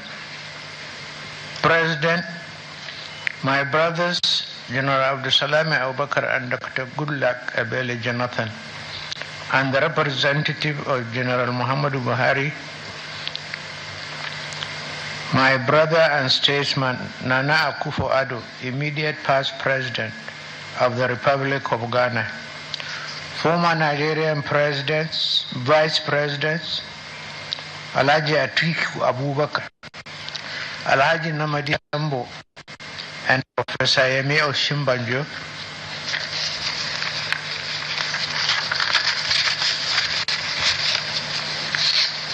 senators and House of Representatives members present, state governors present and past, our royal fathers present, honorable ministers. I see many of my military colleagues present here, and such superior officers like General Alani Akinriade, captains of industry, here present, my Lord spiritual and temporal, members of the mass media, distinguished ladies and gentlemen. Your presence here today is not just a matter of convenience, but as testament to the significance of this event. I sincerely appreciate you have taken time from your busy schedule to share this moment of memory with us. Your presence is not just invaluable, it is very essence of this gathering, and I'm eternally grateful to your gesture. I salute the President, our President and Commander-in-Chief, His Excellency Asiwaju Bola Ahmed Tinubu, for finding time from his onerous assignment to honor us today.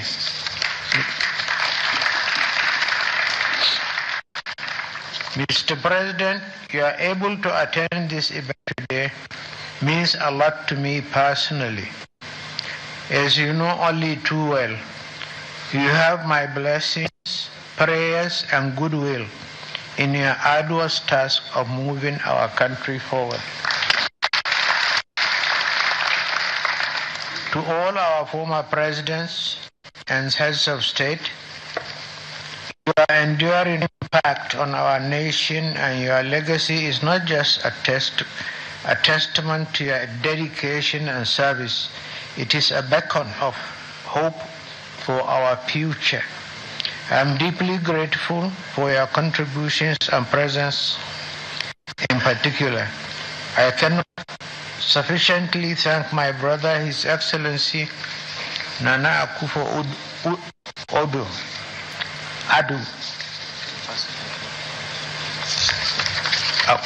the immediate past president of the Republic of Ghana, for giving us the honor of delivering the keynote address. I am compelled to single out for praise very senior bosses and older brothers, General Yakubu Gawan. His incisive forward to the book is admirable and moving. I'm grateful, sir. General Gawan and my other boss, General Olusegun Obasanjo, who gladly agreed to chair this event, have positively impacted my life. I am also immensely grateful to my other boss and mentor, General T.Y. Danjuma. I'm delighted that I could recall General Danjuma's leadership qualities in my book, both during the Civil War and as the Chief of Army Staff. It is fair to say that as Chief of Army Staff, T.Y. set a standard by which succeeding chiefs have been judged. My childhood friend and classmate at Bida, General Abdusalam Abubakar, out for short, who has always stood by me, belongs to a special class, if only because he now readily admits I am his elder brother.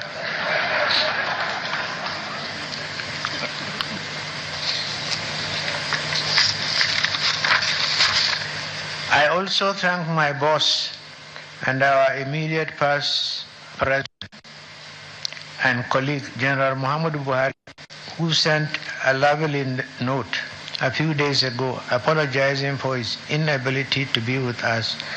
I'm delighted that he has asked one of his ministers to represent him on this occasion. Similarly, I thank His Excellency Professor Yemi Osinbajo, Nigeria's immediate past Vice President, who reviewed today's book with characteristics, brilliance. I shall remain forever grateful to all governors of our states, distinguished senators and members of the House of Representatives, past and present. To our Royal Highnesses, I am deeply grateful for your presence. I understand the effort it takes to travel from your different domains to attend this event like this. Your presence adds a unique and esteemed perspective to this event, and I pray for your safe return home. My deep appreciation of your presence and support is that of the captains of industry of our illustrious private sector will be eternally on record. The Board of Trustees of Presidential Library will find befitting ways of permanently acknowledging your support in the stage facility. Talking of captains of industry, how do I thank my son, Abdul Samad Rabiu? He has shown enduring commitment to this event and the library project from day one. Thank you very much, Abdul Samad. The rest of this distinguished audience, drawn as I can see from different parts of the country, I thank you from the depth of my heart as representatives of our people, especially those who are unable to be here, some of whom have managed to reach out to me since the details of today's events were made public. I am humbled by your presence and the interest you have shown in my memoirs and the library project. No matter our points of origin in the Nigerian encounter, we all all share experience of a fascinating national journey. Ours is the story of a thrilling past, an engaging present, and a most promising future. Today's event reminds us that we are not just here to remember the past, but to actively shape the present and envision a bright future with hope. A future that each one of you, with your unique perspectives and contributions, will help to build. The first aspect of today's event is the public presentation which has been done. This memoir, a culmination of over 3 decades of reflection, significantly contributed to our understanding of our national history. Throughout the public presentation of this book, I believe I am paying a huge part of my debt to public. I have had to contend with this question all the time: when will you tell your side of the story? Understandably, our period of service has somehow evoked, and rightly so, many questions and stories among our public. This book, which chronicles my experiences, decisions, and challenges during our national service, tries to answer some of these questions from my modest perspective. My colleagues in arms and I presided over significant change and turbulent reform. We confronted monumental challenges in the economy, the polity, foreign affairs and defense, and security spheres of our national life. We confronted obstacles, sought change from old ways, encountered unusual obstacles, and devised innovative solutions. We all thought to leave Nigeria a better place than we found it, often at a great personal sacrifice and in the face of significant challenges. I'm deeply aware of the inconveniences and sacrifices the public endured during this period, and I acknowledge and appreciate their resilience and commitment to progress. Although the reform caused inconveniences to our people, we built lasting national institutions, some of which are still in place today. Undoubtedly, credible, free and fair elections were held on June 12, 1993. However, the tragic irony of history remains that the administration that devised a near-perfect electoral system and conducted those near-perfect elections could not complete the process. That accident of history is most regrettable. The nation is entitled to expect my impression of regret.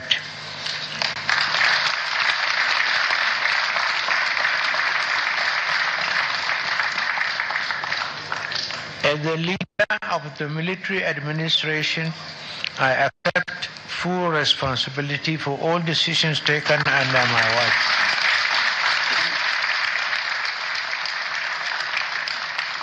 And June 12 happened under my watch. Mistakes, oversights, and missteps happen in quick succession. But I say in my book, in all matters we acted in the supreme national interest so that Nigeria could survive. Our nation's march to democracy was interrupted, a fact that I deeply regret, but Nigeria survived, and democracy is still alive, a testament to our resilience and commitment to progress. This book is part of my personal story of that encounter with national history. I did not travel alone. I undertook the challenging work of leadership in the company of many patriots. Many are still here, while others have gone the way of all the flesh. I cannot name all our allies and fellow travelers, but let me acknowledge the contributions of men like late Augustus Ihomu, Komodo Ebitu Ukiwe, General Machuku, Professor Bolaji Akinyemi, Dr. Kalu Idika Kalu, Dr. Tunji Olagunju, Chief Olufala Enahu Kabesi,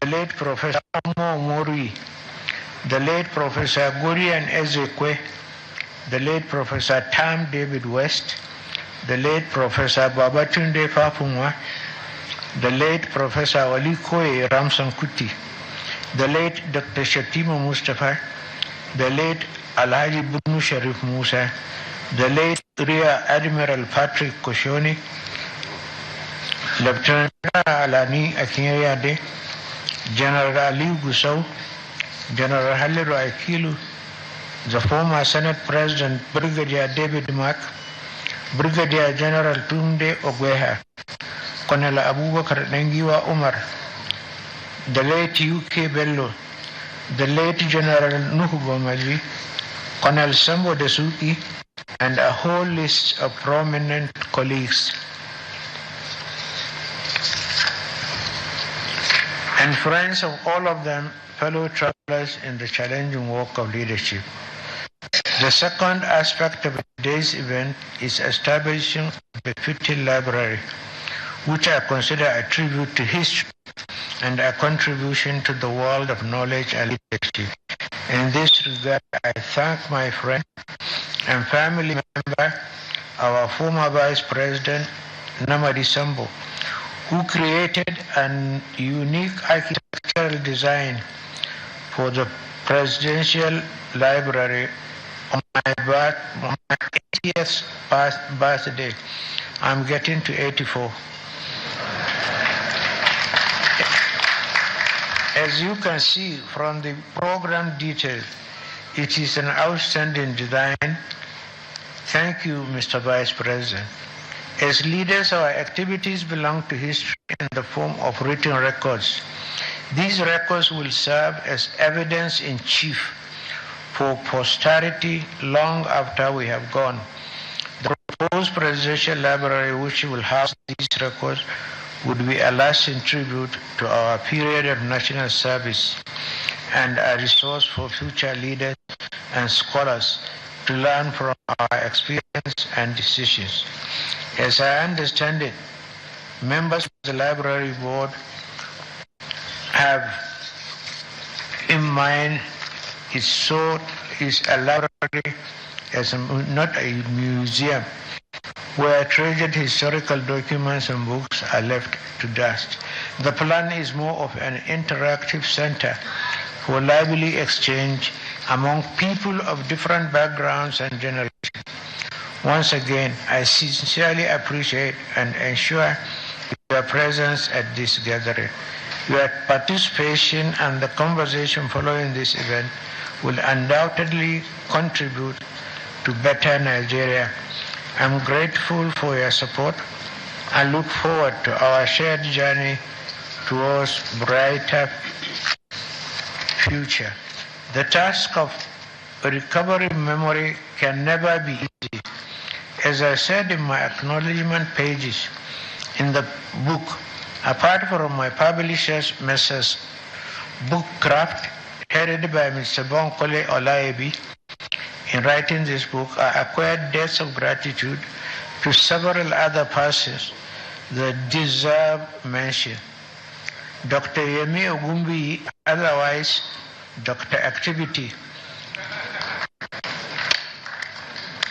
Dr. Chidi Amuta, Mr. Abiola Phillips, Mr. Clement Fajimoku, and Mr. Toby Shenoy, gave generously of their time, experience, and resourcefulness, not just in the area of research, but also in painstaking editorial work. I thank Mr. Oladimeji Bajela for the book Beautiful Design. Yemi Ogumbi's unwavering commitment to ensuring the expert production of the book and his tireless work towards realizing today's event will never be forgotten. Thank you for your activity. Yemi's effort and those of his colleagues were amply complemented by the commitment of other young friends and colleagues, such as Donald Duke, Rotimi Amechi, and Mr. Francis Ogoro, who made several trips to Mina for consultations in this project. My gratitude to these other friends who assisted in this program. Thinkers and persons of knowledge as possible, especially business, finance, and economics. I naturally started my consultation with those I had met practical contact with within the years. In this regard, I reached out to Professor Gabriel Olusanya. He impressed me greatly during my tenure at the National Institute of Policy and Strategic Studies. Through him, I expanded the contact of reputable Nigerians to consult on how best to design an appropriate economic reform agenda. In this regard, I contacted Professor Ojetunji Aboyare, Professor Ikenna Nzimiro, Chief Michael Omolaele, Professor Akimabo Gunje, and Chu Okongu. We could rely on the technocratic expertise and vast bureaucratic experience of men like Olufalae. Through Ike Wachuku, we had been since the military, when he was a military governor of Imo State. I engaged and incorporated Dr. Kalu Idika Kalu, who had done impressive work on the state's economy. Before that, he had worked at the World Bank and served as the Asian desk, where he gathered extensive knowledge on what became the Asian Tigers. In particular, his creative approach to rescuing the economy of Imo State made it possible and positive impression on me.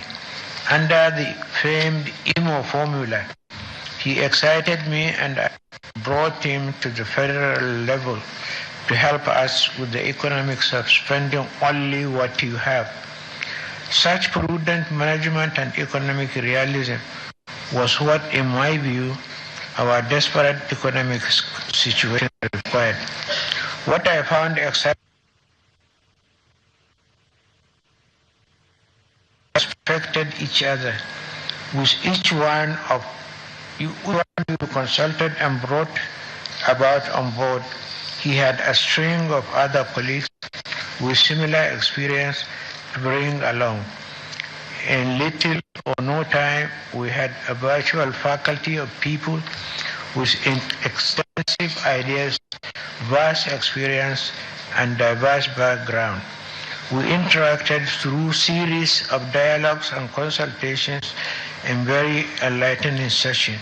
We became more like a community of friends and colleagues, but we were united by our shared commitment to making Nigeria self-sufficient and workable.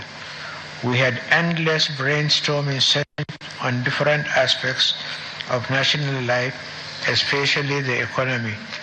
I found brainstorming sessions very enlightening and refreshing.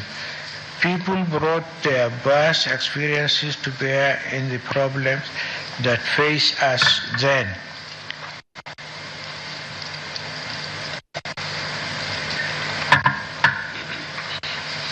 In particular, I recall the insights of Professor Ikenna Nzimiro, who a lot of life to our sessions by relating our present problems to his experiences from the past.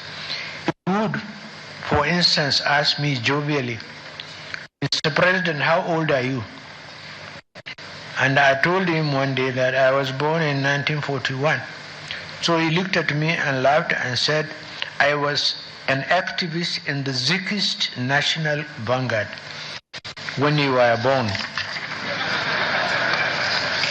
So, Mr. President and the Asuwaju of the universe and my elder brother, I want to thank you and thank all my colleagues for having the time to be here with us. I really appreciate you, Mr. President. Thank you so much.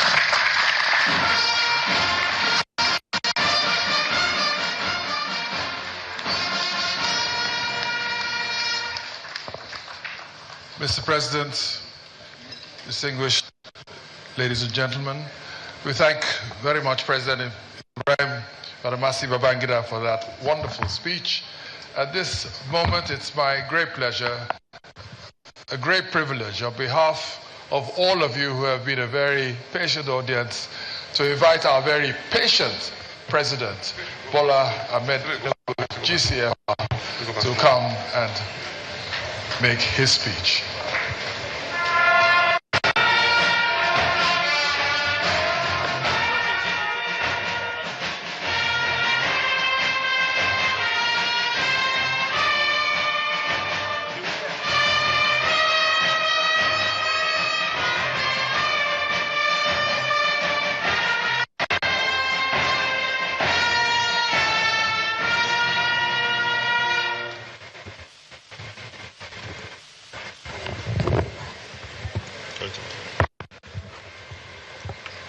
Thank you very much. Please have your seats.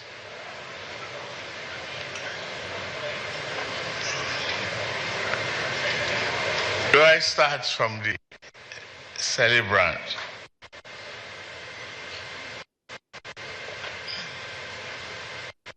I listened to your remarks, your recollection of history, the team, the progressive ideas, the joy of being alive today, 32 years after, to give us an account of stewardship, service. Your Excellencies, it is very difficult to find the array of people that are present here, if not because of your personality, character, and impact on our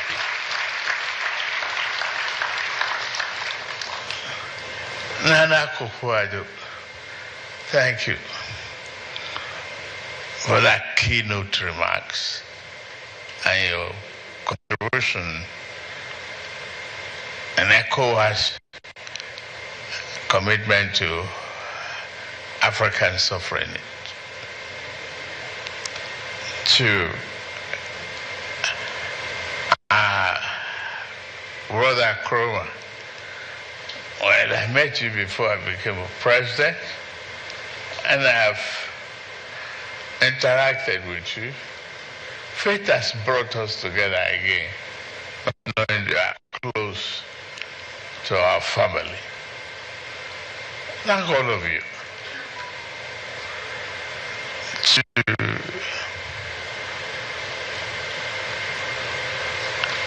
Father, go on. I'm glad of the restoration of your ranks and everything. We learn history from you, from the concept.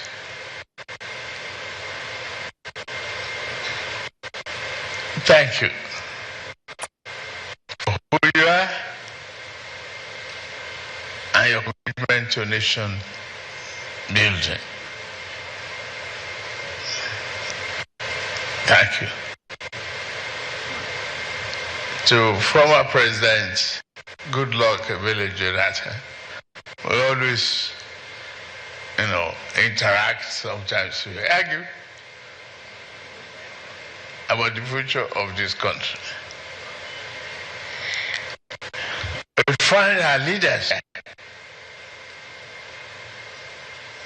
The situation that brought us together and the one that we continue from this moment on. The revolutionary courage that brought leadership out to build our country. I'm glad that about what is happening in America and Europe, the contradiction that we are seeing now all over. What is it telling us? It's telling us to wake up, to make Africa a better place, particularly this country, Nigeria.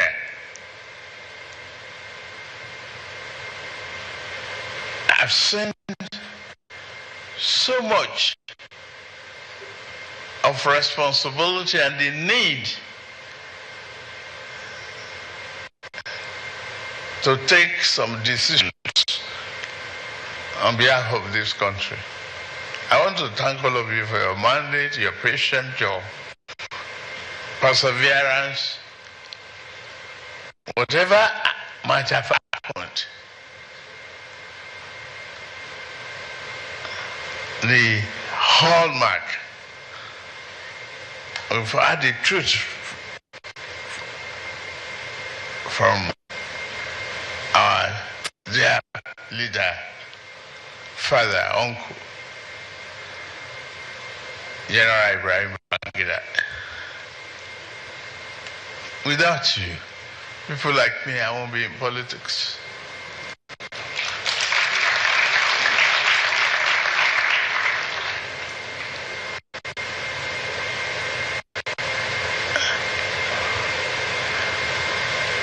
Progressive revolution,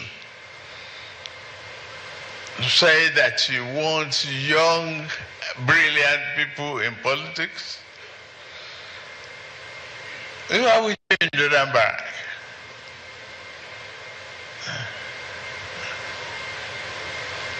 You inspired some of us.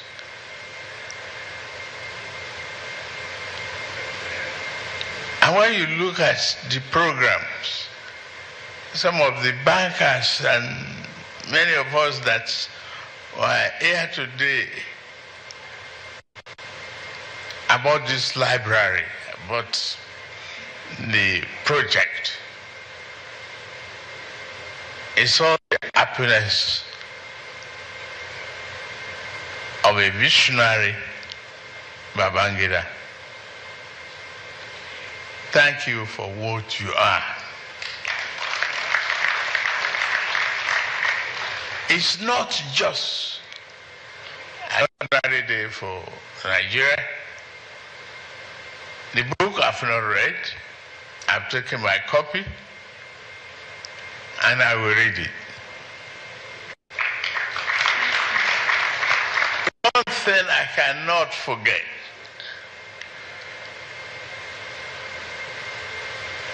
you are in office. You recalled we were elected. You kept on postponing the inauguration. You summoned us to Abuja. And when we became rancorous, you summoned us to the International Conference Center. I was not expecting to make any comment. I was just listening in my own radical manner that this man will not inaugurate us again. But before we returned to the hotel, the hotel was locked. No key. But when I was summoned by Daily Cole to make a remark, I confronted you. That you had an opportunity to make history that day. And you failed to do it. Why not inaugurate us? Why are you calling us back and postponing the inauguration day? They thought I will end up in jail. You came out right at the end of the remark. You shook me. I can't forget that picture. You said, you are courageous. That's an inspiration that is so impactful in my own life. Just for what you are. The few hours to set a day like this, put it together. For you, you deserve it.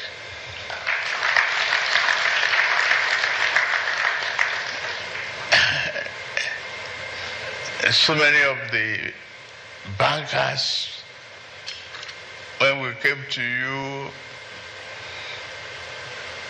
I'm still there in mood. And we were discussing with, I think, late Mohammed Abaka, who was the Permanent Secretary Minister of Finance, about the need for dividends to be sent, and you made the remark that whatever we want, we should go and put it down. We wrote it, we brought it to the Jordan Barrack. I said, okay. Thereafter, you announced licenses for new generation banks. Nigeria has never made decisions then. You've made your marks.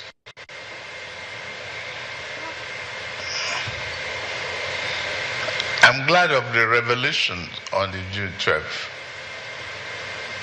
On general, we just come here to pray for you, and listen to you carefully. I'm not here to read his speech. I'm here to pay homage.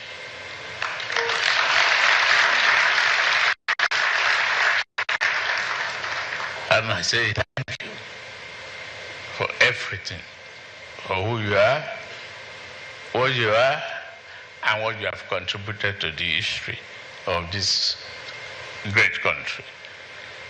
All I can promise as the president is to strive to do the best,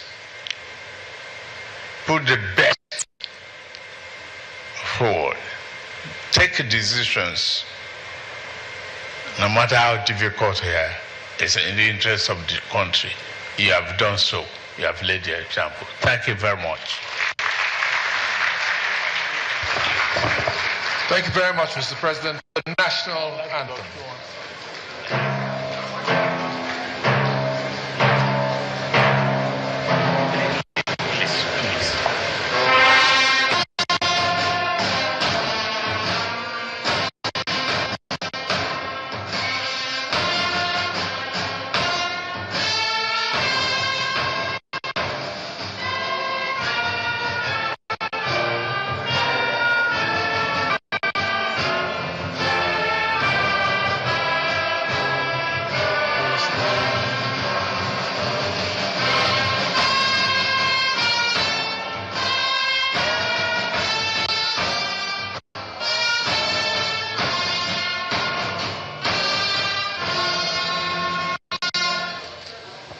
President, Your Excellencies, distinguished ladies and gentlemen, may I ask you to remain standing while Mr. President prepares and leaves.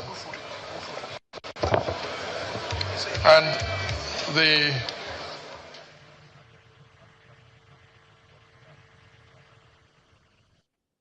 This is Channels Television, and you've been...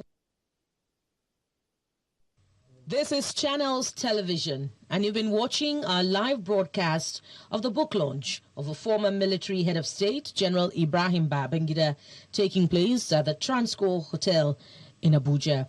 And this marks the end of the broadcast. Time now to return to our regular programming for the day. Stay with us. Stay connected to the world with Channels TV Podcast and get all the trending stories. Simply log on to channelstv.com. Click on podcast, select the program of your choice, and listen. Our podcast is available on Apple, Google, and Spotify. Tap the expertise you trust. Touch the stories that touch you. Anytime, anywhere.